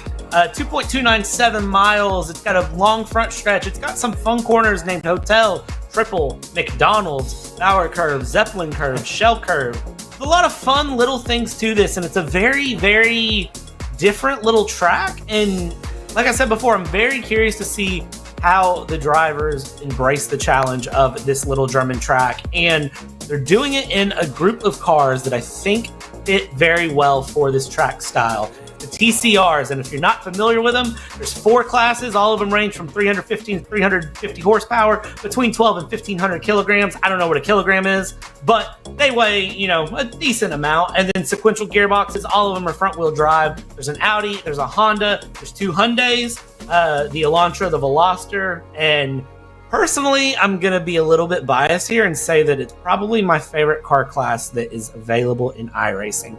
Most people like the GT3s, they like the GTPs. I really like the TCRs because it's that nice blend of challenge, but they're not so fast and so aggressive you can't hold on to them. If you jump into an F1 car in iRacing and you're used to driving MX-5s, it's an absolute mess. You don't know how to drive it. You're getting caught out left and right. These cars offer the perfect blend, in my opinion, Reed, of challenge and forgiveness as you run them. Everyone kind of finds their niche, their preference on each one. I've voiced mine. It's either the Elantra or the Veloster. I'm very happy with either. They're all very, very good cars. And Reed, I think we're going to see a very, very good run. We've got a mix of all the cars in the grid, Reed. And I'm curious, what's your favorite TCR? Well, Brad, I have a little bit of recency bias. The idea that, when you see something, all of a sudden you notice it everywhere. Ever since we started racing a lot of TCRs and AMX, when I walk around Seoul, Korea, I just see these things everywhere. Now, obviously, it's a Korean car, and it's pretty popular out there. But I'm not even talking about just the regular street version. These things are souped up. They got Campbell's in the engine, Brad, and I'm seeing them everywhere. I gotta say, yeah, Hyundai N Series, they are really, really getting out there with some iconic cars, and maybe it is just recently biased. But I want to talk about another bias here. We got halo effect. The halo effect means that if you're good at one thing, people are more likely to think, oh, well, that guy was pretty good at that one, so he's probably good at the other ones too. Unfortunately, the halo effect does not apply to cars in iRacing because you can be great at something and then totally suck at something else, right? You throw yourself behind the wheel of a Formula V and then you try to sit in an LMP2. You're probably having a little bit of a different experience. But TCRs are kind of a nice middle of the pack, and specifically to AMX, we actually have a lot of TCR experts out there, not the least of which is the guy that won the last time we raced TCR class. Kieran Harrison is going to be joining us. I think for him, he might be cashing this in for free money. He is so good at racing these things, but it is a new track, and that halo effect is coming into play, so we cannot count it for granted. Still a lot to race for here tonight, Brad. Yeah, there's lots to race, and I'm going to touch on your little bias point. I see a Hyundai Veloster every day because I drive one. If you're in the Discord, you've seen photos of all of my cars, and if you're not in the Discord and you're curious how many Hyundais I've owned, it's several, and they're all on our Discord. You should definitely join. Watching Harrison here, I do think Harrison is going to have a very, very good run. And again, talk about that bias. I'm a little bit biased that I'm expecting Harrison to really pull things through, but we have Ariel back and we have Gael Valero racing with us, and these are drivers that are extremely, extremely skilled, some of the highest I ratings in the world, and they are going to put forth a very, very competitive challenge here as we watch qualifying get underway, Reed. It's going to be very, very tight all the way through the field. That's a tight, Brad. This is theme of the day. AMX 0. If you guys didn't catch those races, head back, rewind, hit the VOD, wherever you want to watch this, because those races were down to the wire. Thanks to this man. At the buzzer, across the line, he caught up and passed for the first place finish in AMX 0, and he's back to do it to us again. I just want to race the whole race with the timing tower off. I want to close my eyes. It's too scary to watch. That was a little bit of a scary trip over the curb there. We're still ironing out the kinks. We did give him some practice times, but for TCRs on the Oschersleben, we are looking at times around 1:35. Current record set in TCRs in 2016 by Dusan Borkovic. So I want to see if any of our... I don't think we have Serbian racers with us. But apparently, if you're a European racer on Oschersleben, you're putting in some good time. So, we'll see what the times look like virtually once we get some times up there on the board. First one coming through at 1:34. 134 is very, very scary early on. So my question of how much experience do these drivers have with this track? The answer is quite a bit more than me as we watch through here. And we're continuing to see like Ramos comes across the line with a 138.0. So we're going to see the same thing we saw in the MX-5 race in AMX 0. The times are going to be pretty spread out early on. And as drivers find their groove, find their rhythm, and run through, we'll see everything start to close up a bit and get very, very competitive down to the end. Looking at that 134.0, I'm going to say that Harrison and Gunez are probably going to be able to find about half a second at least as we get through this qualifying session. And it's already almost a third of the way through, Reed. 15 minutes in AMX 10 seems to go very, very fast compared to AMX 0. Let's talk a little bit about what we got going on here. You were talking about how we have a lot of different representations in TCRs, and we got some feedback from players saying that when there are a lot of different options, not all cars are created equal. Like, we're really trying to do it. They're all TCR, so it should be relatively similar. But a lot of love for Hyundai. Although it specifies the manufacturer, it doesn't specify the model there, so I can't tell just from looking at the timing tower which are Velosters or not. But for the most part, Hyundai, Honda, and leading the way there. Harrison Inez now one-upping him, 133. Really breaking the legs of these records early on. We're only 5 minutes in. Those are pretty good times. That's a very competitive time. I said half a second. I probably should have said a second and a half at this rate. The drivers are finding all sorts of pace. The timing tables are really mixing up.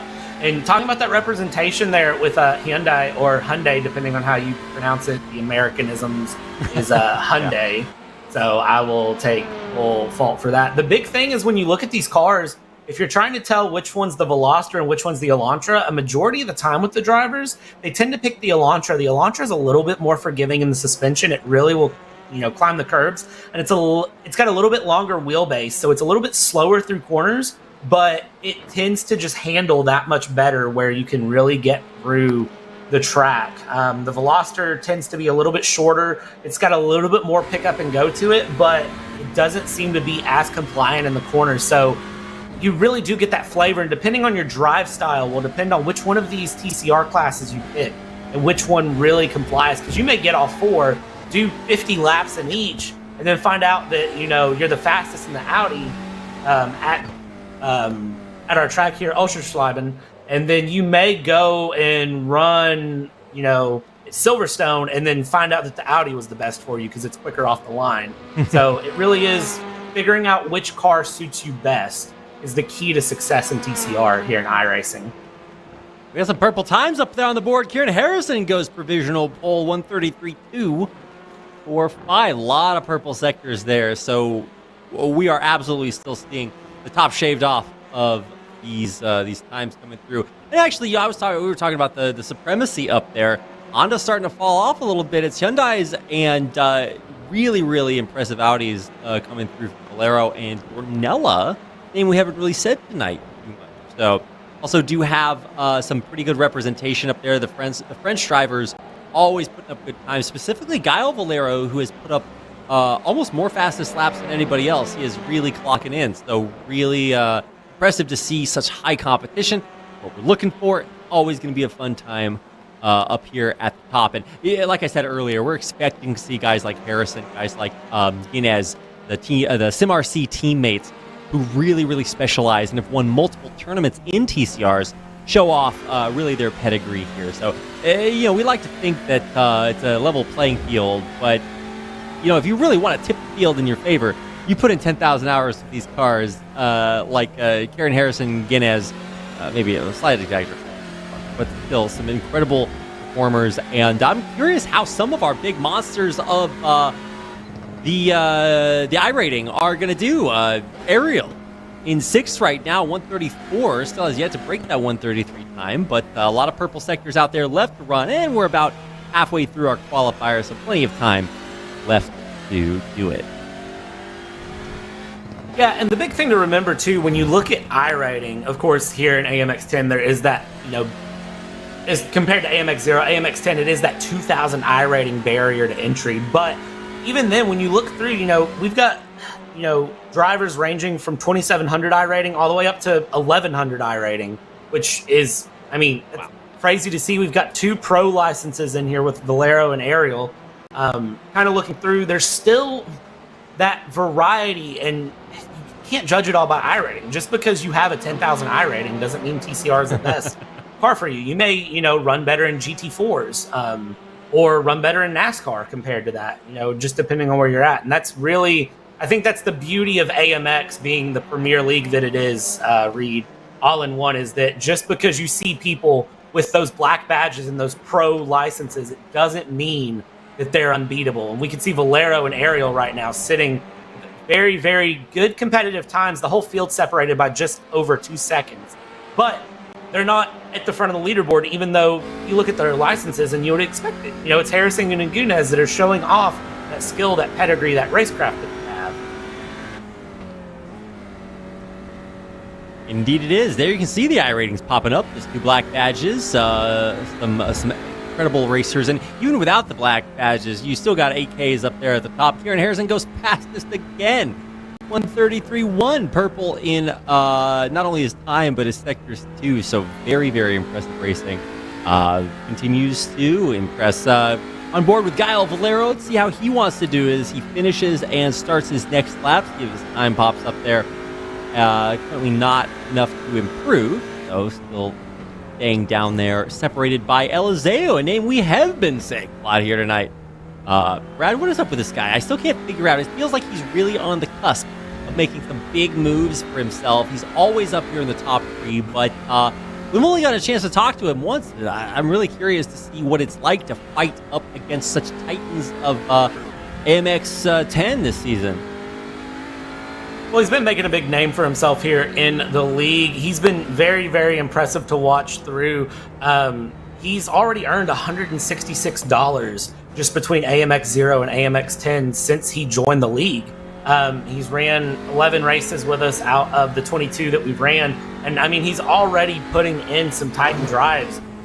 currently sitting P3 here in qualifying with 20 bucks, getting ready to go to his name if things stay the way they are. So yeah, Elysiu is doing very, very well at moving things forward and keeping things together. And, that's, again, another fun thing is watching the drivers kind of cement their place in this league.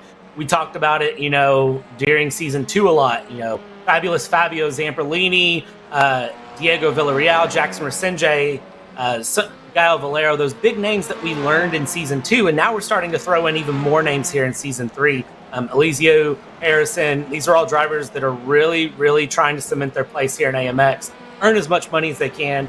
And at the end of the day, when you have a next level racing rig on the line too, you're really, really going to want to make a statement as you run through the league here. And the guys are doing a good job at it. And it looks like at the moment, Gaio Valero heating up the timing tables here, Reed, with just about 4 minutes left to go here in qualifying. Absolutely, a few more minutes, and we're checking out the sectors down there at the bottom, and currently we're seeing not much room to improve. Yellow doesn't mean bad, it's just like, oh, he already went so fast, it's hard for him to even beat himself again. More sim rigs being shown there. I like the camera angle on that one. You really get a view of everything. What's if you could have your dream sim rig, Brad, what kind of monitor are you looking at? It's definitely going to be a triple monitor setup from our wonderful friends at BenQ. If I had to do it, Nice. That's just. I like triple. I'm not a wide monitor person, and we see here Boas with that wide monitor setup. Some people really like that, but it's not what I prefer. I would do like a 3 or a 4 monitor setup, and really, when you start getting into that, you get to the point where it's like monitors, TVs. And typically, the monitors are the better deal. Bang for your buck wise. So yeah, it'd probably be a triple monitor setup, honestly. Throw a next level racing rig in there and I'm set. Good job, Brad. Yeah, I mean, honestly, I've seen some crazy things. I've seen monitors that are like 270 degrees. They just go all the way around you. And like, I get it, but like, I'm trying to get up and get a snack, I don't need to be fully enclosed in my my steel cage here while I'm racing. So I think something along these lines. Big curve monitor, I'm like, cool, right? But like, I kind of want to have some screen action. So yeah, I think 3 is the way to do it. In the future, we're going to encase them in domes. We're going to lock them into cyberspace and see how well that works out. See what Ariel does. Crosses the finish line. Looks like 136. Not going to push him up the table there. He falls. He doesn't fall down, but you get the idea. Limited time to improve. With the 130, he might have another lap in him. Let's see if he wants to go for it and push even harder. Break into that top 5. I mean, he's already there, but break higher up. On board now with Dornella, who wants to improve. Go to the yellow sector. It's going to be really difficult to push through like that 138 range up to the top 5.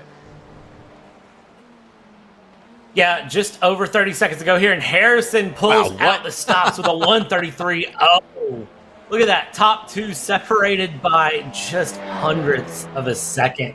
As we see Dornella across the line there, Reed, it is going to be 133.9, still improves up above the 134th, but maybe not enough. And Harrison, you can see just sliding around there, just very slow through. Very, very happy with that lap. We see at this moment 10 seconds left to go in qualifying as we watch the drivers finish their runs. You can see most drivers are going to be pretty settled with where they're at. I don't think anyone else is at a point on the track where they can try to put in a final lap.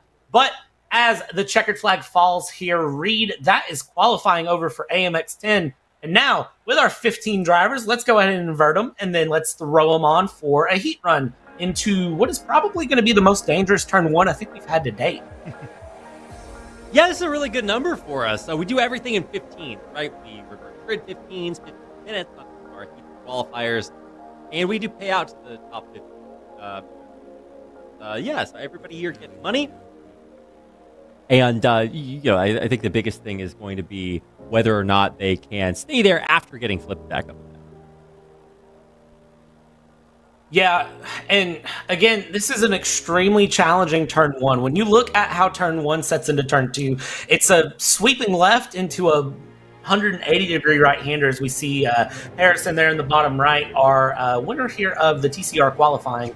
And it's really going to be a challenge to see just when we invert this grid and we put Akano up front, Villarreal, Resenje, how hungry are the guys in the back going to be? That's going to be the big question. And I think it's going to be, if it's any lessons learned from AMX 0, it's going to be a little bit of breathing room given into turn 1, turn 2. Yeah, absolutely. And let me know if you're okay. I am ready to go. I'm ready. No, I mean, AMX 10 is always a little bit hotter. More money on the line, more pride, more pressure. And if anybody can handle it, it's some of the best racers in the world. So let's go ahead and get into it. We are about to get underway with AMX 10 Race 11. Flag, he's holding it. The lights, they're getting ready to go out. Cars are popping up onto the grid, and we are just about to get ready with our first AMX 10 race of the night here, Brad, on the Oschersleben. Oschersleben? We are green, green, green. The smoke coming up from the tires. Our racers trying to get up in the standings, and look at the way that we are starting. It's Okano flipped up into top, but already falling back a place. We've got Resenje charging. He got a great start off the grid, and on the inside coming around, Okano really doing a great job trying to stay up in that front row on board with Dornella. He's in the mid pack, and we're trying to make sure all of our racers get around the corner safely, and for the most part, they do. What a great start, Brad. Yeah, all the drivers seem to survive exiting out of hotel there, and now we're going to run down into Hasador, and as they go through, it looks like pretty much everyone holding on. Akano going very, very wide there through the left-hander. He's going to lose a few places there, but I think at this point, it's all about consistency and survival. You can see in the back a lot of jockeying for position between Gunez, Elysiu, Valero, Harrison, and Reales back in the back there, really trying to fight through. And now it's Resenje around Villarreal trying to have a peek there. And it is going to be, at the moment, Villarreal holding on there, the SART driver and crew, Jackson Resenje, under some pressure there from Pedro Mora, and Ramos up in the mix as well, doing very, very good. Okano, our first driver we lose there, and I didn't see exactly what happened, but it looks like 15 cars started, 14 cars holding on at the moment, Reed, as we run down towards... this is going to be towards Bauer Curve, I believe, and they are really, really, really pushing each other through, and there's an error from Resenje. Mora's around, and is Ramos going to be around as well? Yes, he is, and Reed, that shows one little error can really cost you there, as there's a bump from Dornella. Yeah, and actually, if you watch the middle of the field, we're focusing on it. There's some heavy contact back there, so I don't know if we're officially bump drafting here, but there is a contact sport underway. Eliseo out of there, Okano out of there, and even Harrison kind of struggling down there, although he's looking to make his first overtake of the match over Reales there in the back. Almost had him around the outside, but we'll keep an eye on that as we look at Ramos. 6 seconds back, he's not really looking to pass, but staying on the track currently. You want to get that first lap under your belt. Second lap coming through now, and so, got to keep it together. Just keep it going. This is an 8-lap race, as the times are a little bit longer, so we got whole laps to put together here, like building, I don't know, what do you want to call this? Jenga, right? If you make one mistake, the whole thing falls apart. So, not my strongest metaphor, Brad, but I'm doing the best with what I got here.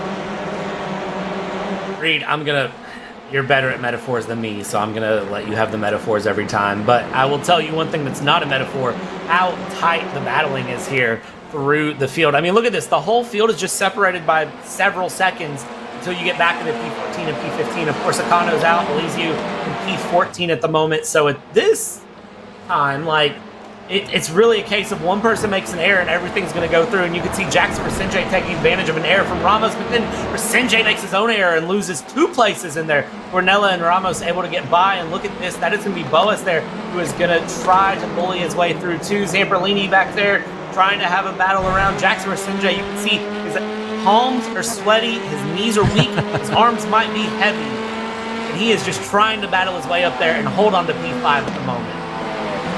Man, it's so hard. We flip him around, and all of a sudden the competition gets so fierce. Fastest lap so far, Valero, as he's charging up. We're on board with Resenje, a guy that knows what that rarefied air up at the top feels like. He's feeling it all over his car right now. He's going for it. He's so fast, and we'll see how far he can charge up the field.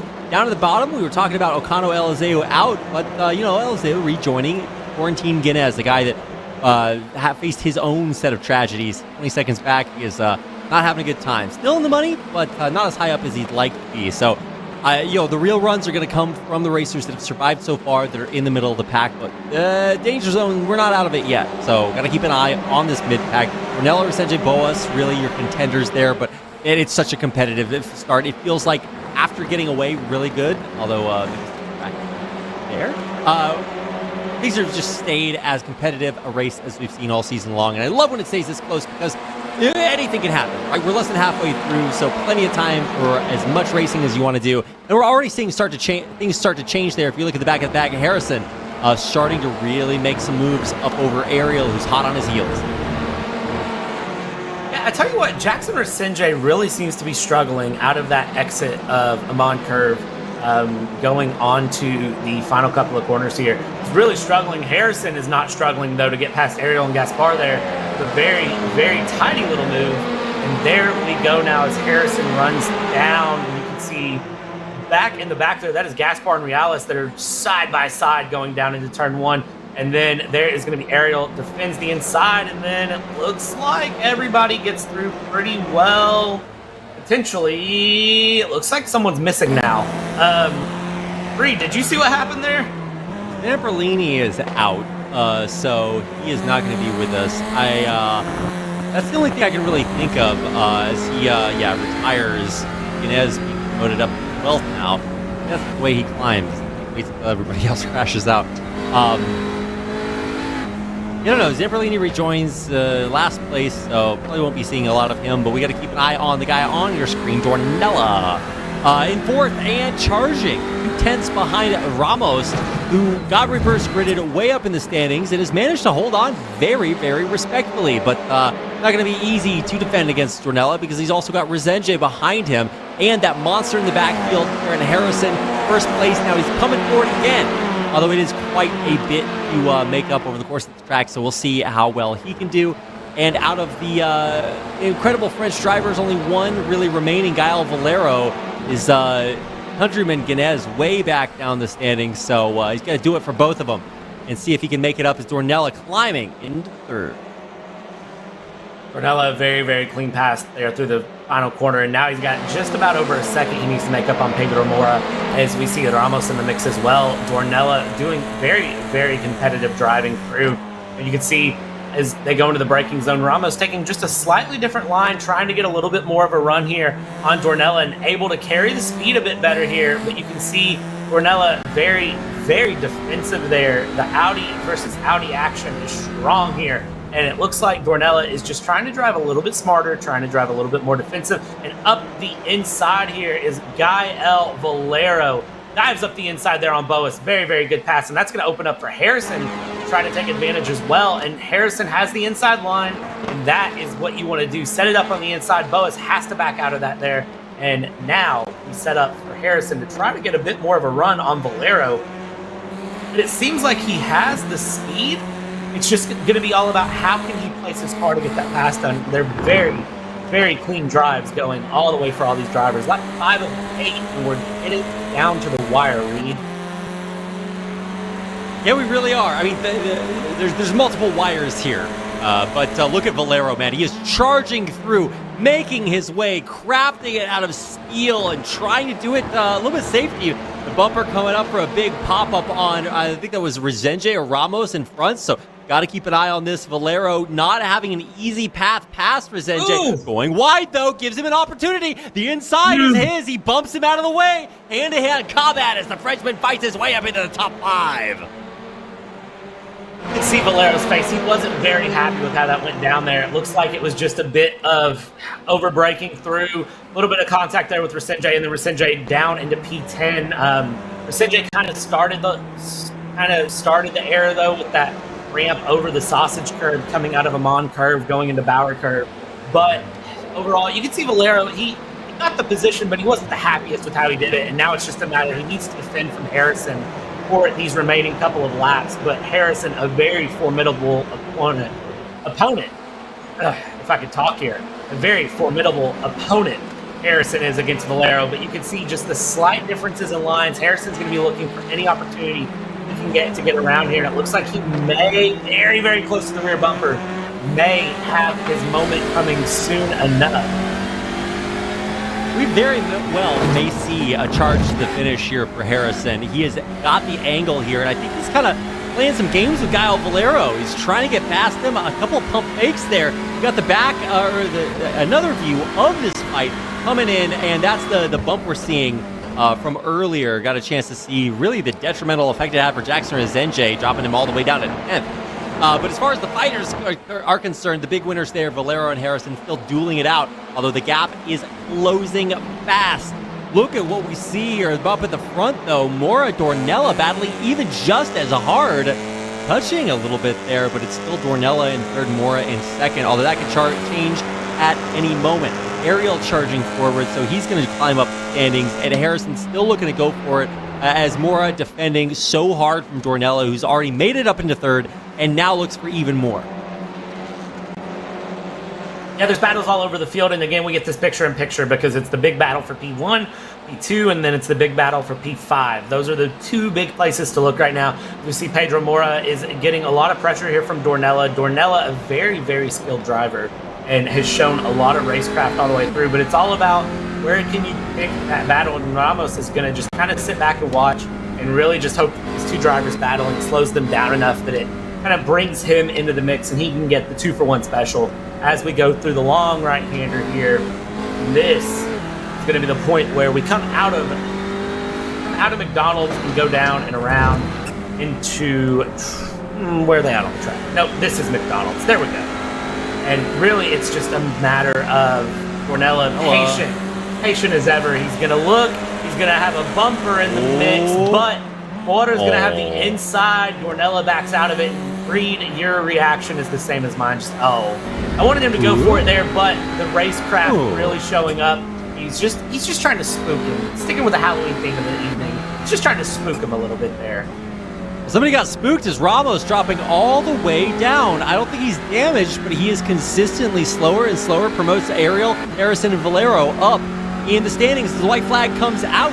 We are closer than ever. This battle is heating up, and Harrison seems to have fought his way into the top 5, and that might just be all she wrote. There's still a lot left to race here. We got a minute left in regulation, and it's only heat number 1, so we're going to flip it around and do it all over again. For Karen Harrison, he fought his way to fastest time in qualifiers. He's back up there in the top 5. Let's see if he can get any more done, because the racing's not over, right? Dornella's still absolutely fighting. Could make another one of these photo finishes possible if he can beat Mora at the line. But with the line quickly approaching here, Diego Villarreal, one of the racers we see constantly in the bottom of the pack, has just monster moded his way towards $40 if he can hold on to this first place spot and hold on. I think he just might, Brad.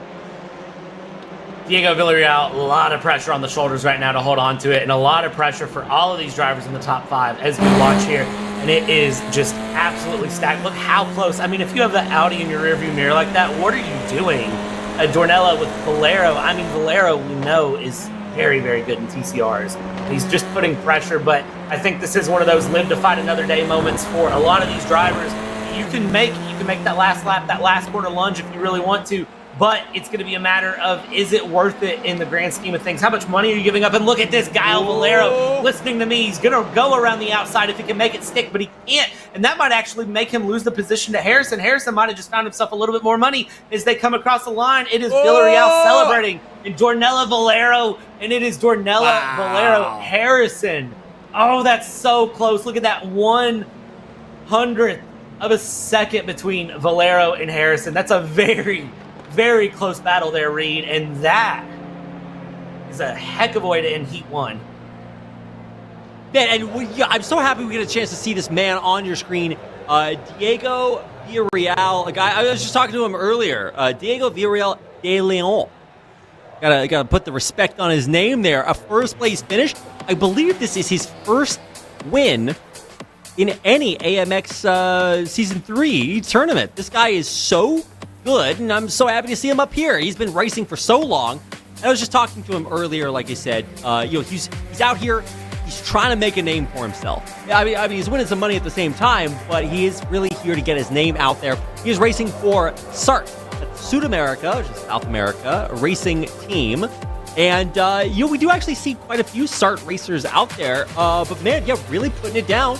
Showing the number 22 up in the number 1 spot, right ahead of Pedro Mora, Lucas Cornella, and that Guile Valero, Kieran Harrison raced to the finish, 1800th, separating them. And Kieran Harrison was absolutely sending it. He was mailing that express airmail over the ocean, and it didn't quite make it on time. But, man, what a way to finish out heat number 1. Number 1 is over, Reed, and now what do? We just flip all the cars around and we do this again for another 8 laps. And if you didn't have as good of a run the first time, like if you're Carlos Ricano, Fabio Zamperlini, or Elizio, it is going to be your chance here. As we get going here, Fabio Zamperlini actually starting out as Ricano does not join in on our lead 2 here. So Zamperlini and Elizio are going to lead the charge into turn 1 here, and side by side they go. Who is going to come out? It's going to be inside for Elizio, the outside. As we come through that battle, 3 wide up in the turn 1. Bullis going very, very wide early on. Bullis losing out, and now as we watch here, Zamperlini, Elizio, Gunez are top 3, really trying to make a battle here in the front. Side by side still, as we see just a bit of the front bumper ahead. Zamperlini has to go wide through the first corner. Elizio actually running wide. My apologies, mixing that up. And as we go through, they're still holding on, and now it is Elizio having to take that outside line through all of these left-handers. Boots is out, and you can see he's trying to sort of settle into taking that better line through the chicane. Reed, it looks like Zamperlini is absolutely going to put a challenge up here in our his first half of lap, is anything to indicate. Love the engine noises. Everybody's so closely packed together. And a big spin out of the way. Looks like that's Guile Valero and Jackson Resenje now relegated to the back of the field. Shows you how quickly things can change here at AMX. You could be running perfectly fine and doing great. We call it the AMX welcome. You could be doing perfectly fine, and then something happens, and all of a sudden you're relegated to the back, and that is going to be up to you to fight it back forward. Thankfully for them, it's such a competitive battle up front. If they have a bit of clean air there, and they came out mostly unscathed, they could have the pace advantage to get back into the pack battle. But they have plenty of laps to try to figure it out, as lap 1 is completed, Reed. Is that really what it takes to finish a lap here? Brad, this is stressful. Oh my God, look at the names and where they are. Valero, bottom of the pack. Resenje, way down there. Diego Pio, former race winner, all the way reversed, and he is really the biggest winner so far. Down 7, down 1, down 6, and then he is up 4. Same thing for Mora Dornella ahead of him. So there's really some big winners out there, and we're watching Zamperlini fight off Elizeo up top. These guys got flipped up there, but Quarantine Ganez, I gotta say, I think he's pretty solid up there. We'll see if he can keep it. The battle behind just makes him probably a little bit more wary, knowing that he can't rest for just a second. Elizeo hot on Zamperlini's heel, challenging for second place.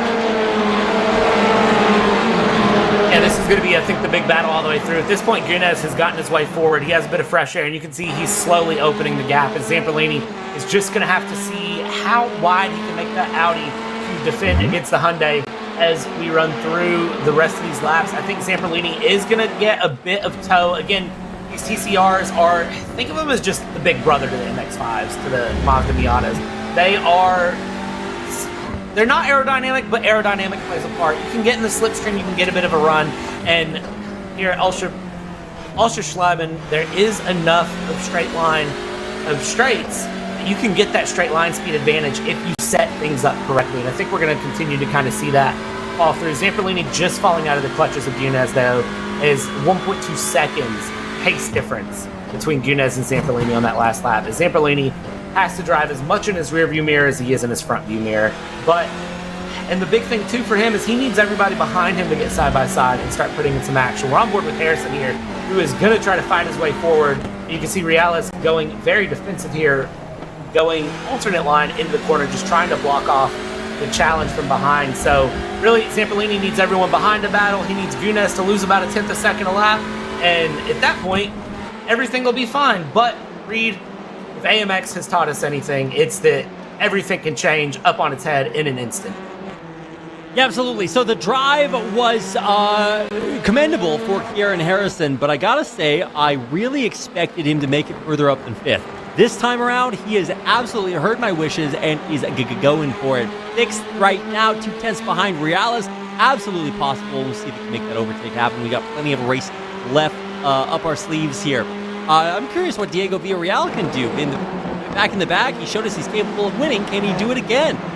It's going to be a tough drive for sure. So let's keep an eye on Kieran Harrison. Now, 1/10 back and closing. Is this his moment?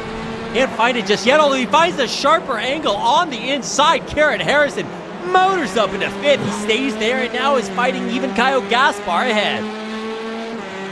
Harrison, very, very good move there on Reales. Reales had a little bit of an error there going into the Bauer curve, and Harrison was able to take advantage of it. He found just that right angle to go in and just kind of slipped in the front, and Reales had to back out a little bit. Harrison said, okay, I'll take the position. Thank you very much. And now Harrison, we're going to watch this racecraft because it's amazing to see Harrison is able to pick those moves and find those places. And it seems like he really should not be able to fit that car. As you can see, he's doing the same thing right now with Gaspar. He's giving Gaspar a lot of pressure there.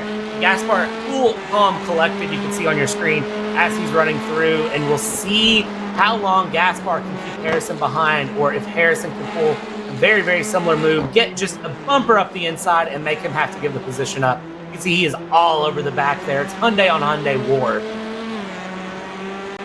Really cool to see what the racecraft looks like live from Caio Gaspar. You can see him there and really trying his best to hold things fighting a little bit there. But, he's got a lot of fight on his hands.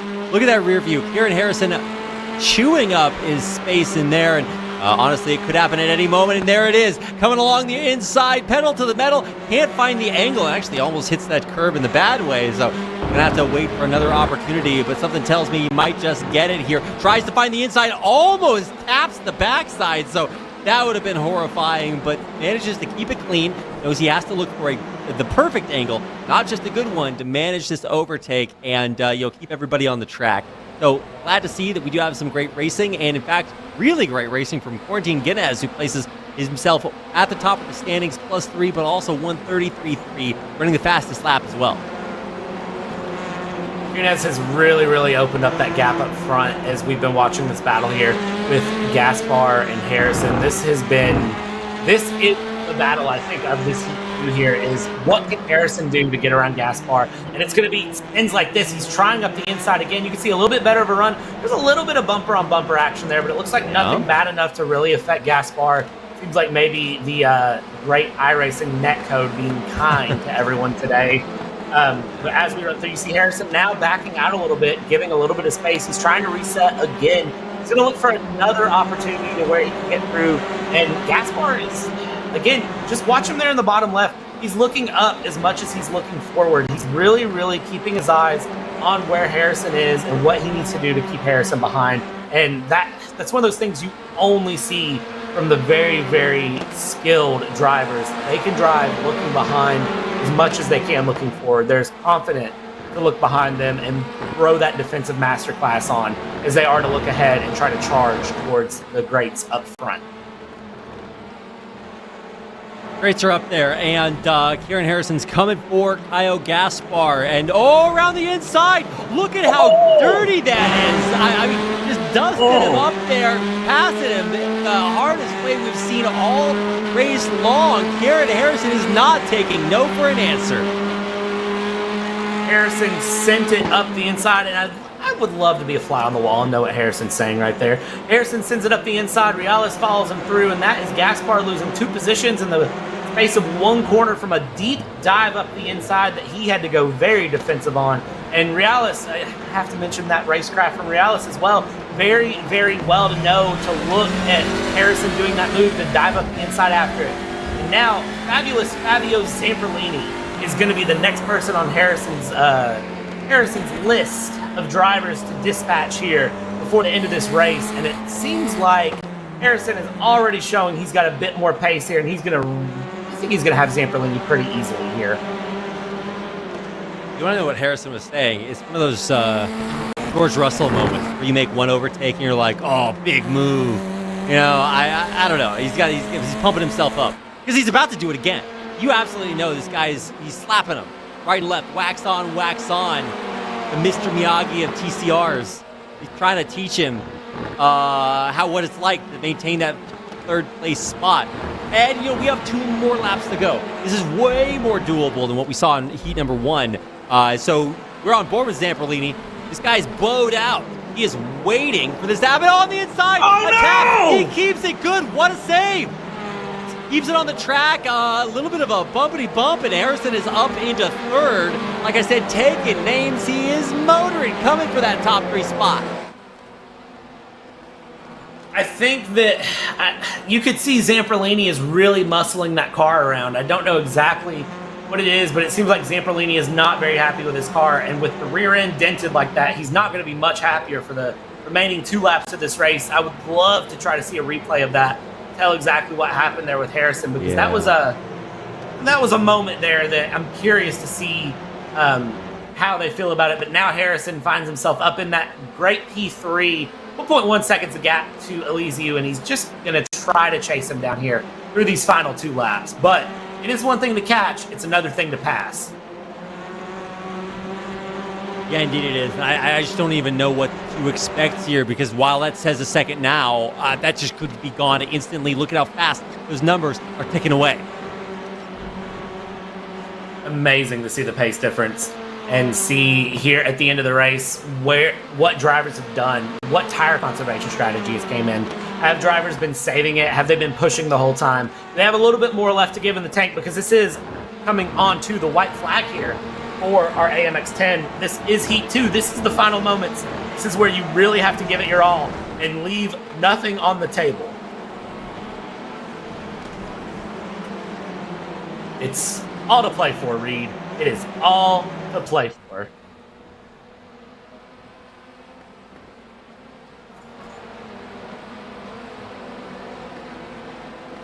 It looks like we're going to get a BenQ replay here.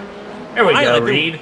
I've been waiting for the Big BenQ logo to pop up. It's one of my favorite times of the race. You can see why right here. This is what we're talking about, man. What a spin. But look at that save. That's racecraft from Zamperlini. Keeps it on the track. He loses the spot. He stays in the race. That is amazing car control from Zamperlini. I envy him for that. And now he has a big task on his hands here as we go through the final half a lap here, and he needs to keep Gaspar behind him if he can. That is going to be a big challenge. Gaspar is very, very fast, and looking up front as well as our white flag is up and out. The battle up front, I still think Harrison might try to have a run on Elysiu here through towards the end. It's really, really going to be cheeky to watch this battle midfield, battle front, battle all the way through, and as we run through Shell Curve and Amon Curve, going into this final couple of moments here, Reed. I don't know who's going to have it here in this mix of cars, because Ariel can really, really make a dive if he wants to. Yeah, absolutely. Anything can happen, and it's time. We got some change-ups in the midfield. Ariel Ramos Donella, I guess that's maybe Valero falling out a little bit.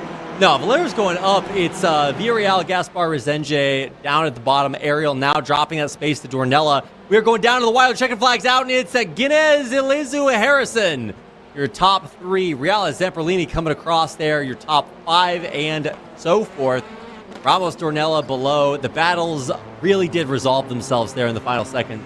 The really impressive driving all race long. Gaspar creeps up, and actually I think that's Ariel falling down as he goes out at the end. Whoa, what's up with that? Ooh, I don't know. That's something we missed. I wonder what happened to Ariel there to drop down into P14 right at the end. It's a very, very curious thing that just happened there. Jackson Resenge finishing P13. You can see the front bumper basically missing from that Tony Kanaan car. That's a very, very interesting thing to see too from Jackson Resenge. Wasn't expecting that.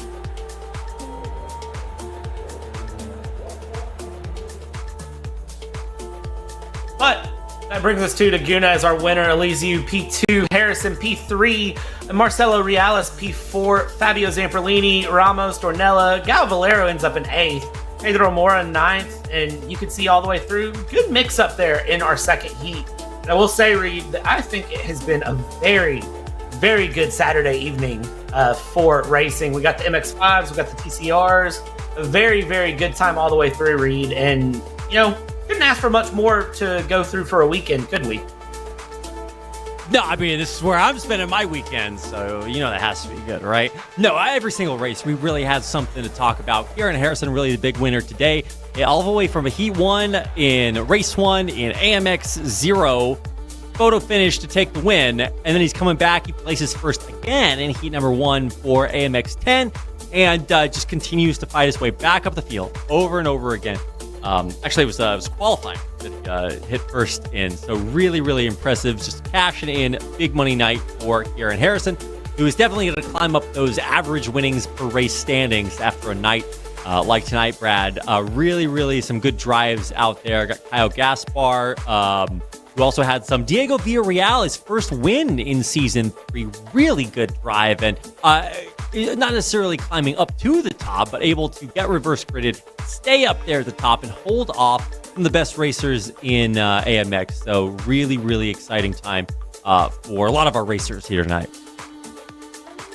Yeah, I mean, the stories write themselves all the way through in AMX. That's the cool thing to see. And the fun thing is, less than 24 hours till we get to do this all again, Reed. And I personally cannot wait. Now, it's going to be a good time, Brad. We've got the same racers and more coming up again, like you said, tomorrow. We've got even cooler cars and tracks, and we're going to be checking those out in a little bit, although we are about to get into some interviews, so we get a chance to talk to some of your favorite players from tonight and see what they have to say about today's games, today's drives. A lot to talk about. We did have a lot of things to discuss, let's put it that way. So I can't wait to hear what our racers have to say tonight. And it looks like we are going to be talking to Quarantine Guinness here in just a second. I'll go ahead and swap things over.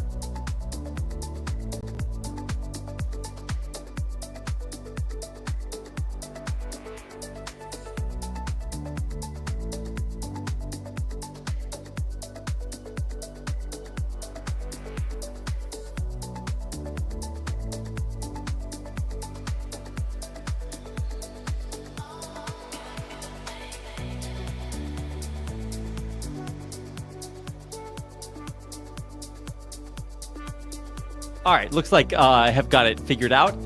Go ahead and introduce things again. So second time's the charm. A lot of buttons to push. But welcome back to AMX Quarantine, Guinness. We're happy to have you back here.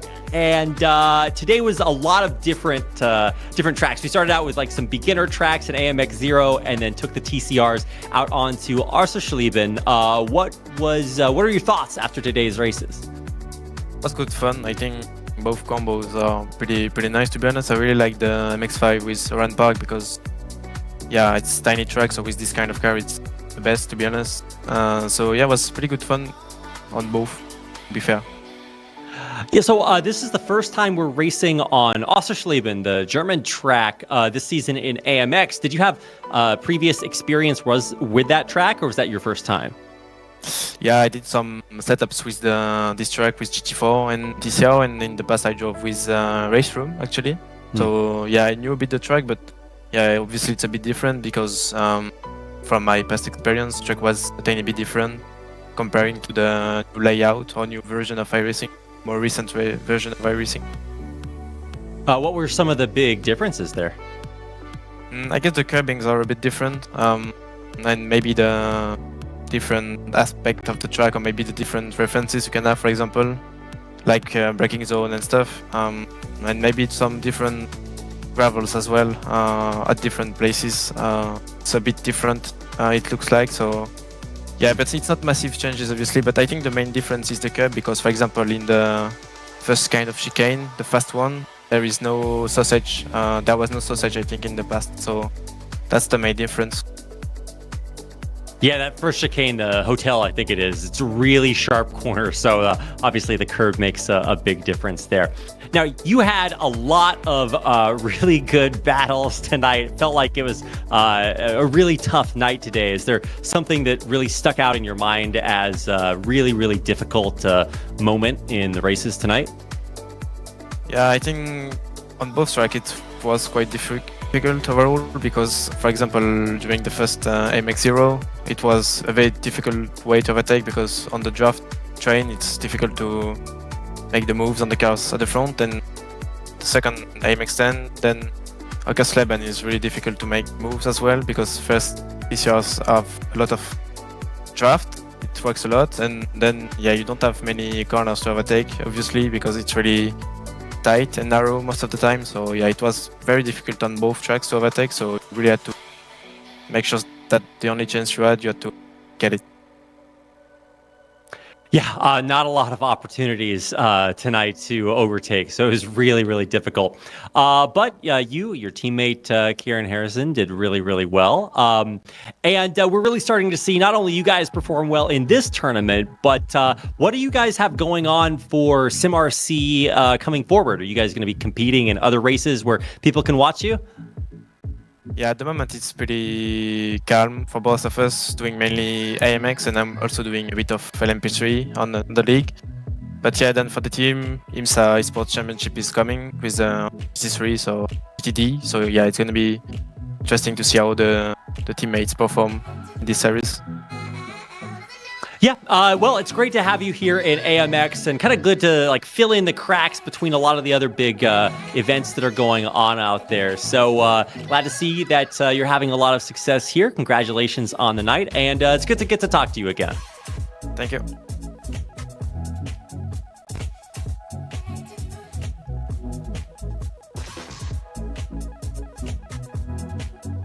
All right, all my buttons are pushed and we're ready to go. Brad, what a night of racing. It has been completely intense, and it's not that I didn't expect it, but it's a whole other thing to think about it ahead of time. Oh, maybe we'll have a good night of races. And now I'm just like, okay, all right, slow it down there. What a good night of games. It started out and I'm like, okay, yeah, this is gonna be racing, keep up with it. And then at one point I'm like, okay, I don't know where to look. I don't know what to do. I know how to commentate, but kind of going through it was very, very, very crazy. And Reed, again, you don't get this anywhere else. I think that's going to be my tagline for the entire season: is you don't get this anywhere else.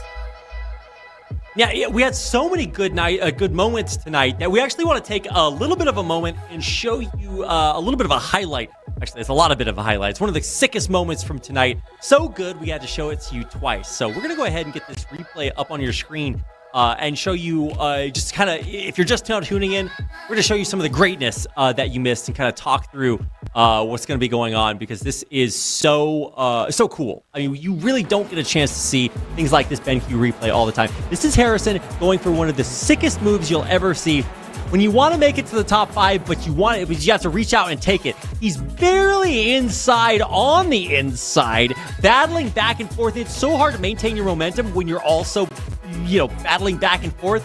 But he just monster modes through hand-to-hand combat and a little bit of a shove to the outside, makes that space for himself, and does so in just the slickest way possible. That's why Kieran Harrison coming out and making such a big plays here tonight. Big thanks to BenQ for that replay. Also our production team, who I think helped also at the same time. So much greatness tonight, in front of the camera, behind the scenes, on the track, in the booth. I may say so myself. Been a good night of games, Brad. Happy to have you along for the ride. Absolutely, Reed. It's always fun to be here, and I can't wait for the next one, honestly. Yeah, it's going to be a great night of games tomorrow also. If you guys are wondering, I wonder what those guys are up to. We're going to be running some GT4s and GT3s, and if I'm not mistaken, we're doing that on Sebring and heading out to Monza, if I'm not mistaken. So some absolutely iconic tracks, cars to go with it, and also some of the best racers that you will see anywhere. And I really do hope that if you are watching tonight or racing tonight, that you had a really good time. Actually, it's a Mola, not Monza. Sorry, wrong place graph. But we're going to show you more information on that. And if I make a mistake and say the wrong thing, you guys can still check out what's coming up on amxrace.com. You got all the info on this season, calendar, leaderboards, ways to sign up. You can join the Discord and all of our social media. amxrace.com is the place to sign up and join AMX Global League Season 3. We've got $25,000 plus on the line this season, and we're only 22 races, which means there's 50 more left to go. We're going all the way until the 10th of December, and so there's plenty of time for you to get out there and join us at amxrace.com. In the meantime, make sure to follow us on the social media. We got Instagram and Twitter, AMX Global. Search us up there, and we'd love to hear from you. What are your thoughts? Do you think this is as cool as everybody else does? The answer is yes. Tell us. We'd also love to have you join us in our Discord channel. You guys can chat with some of the pro players here, ask questions, post some memes. It's a great time. We'd love to have you out there. And in the meantime, make sure to follow us and subscribe if you're on Twitch or on YouTube. Love to have you back here watching the best of sim racing action here in AMX Global League 3. That's all for tonight, but we've got to turn the stream off before we do it all over again tomorrow, so you do not want to miss it. We hope to see you back here again for even more action from AMX Global League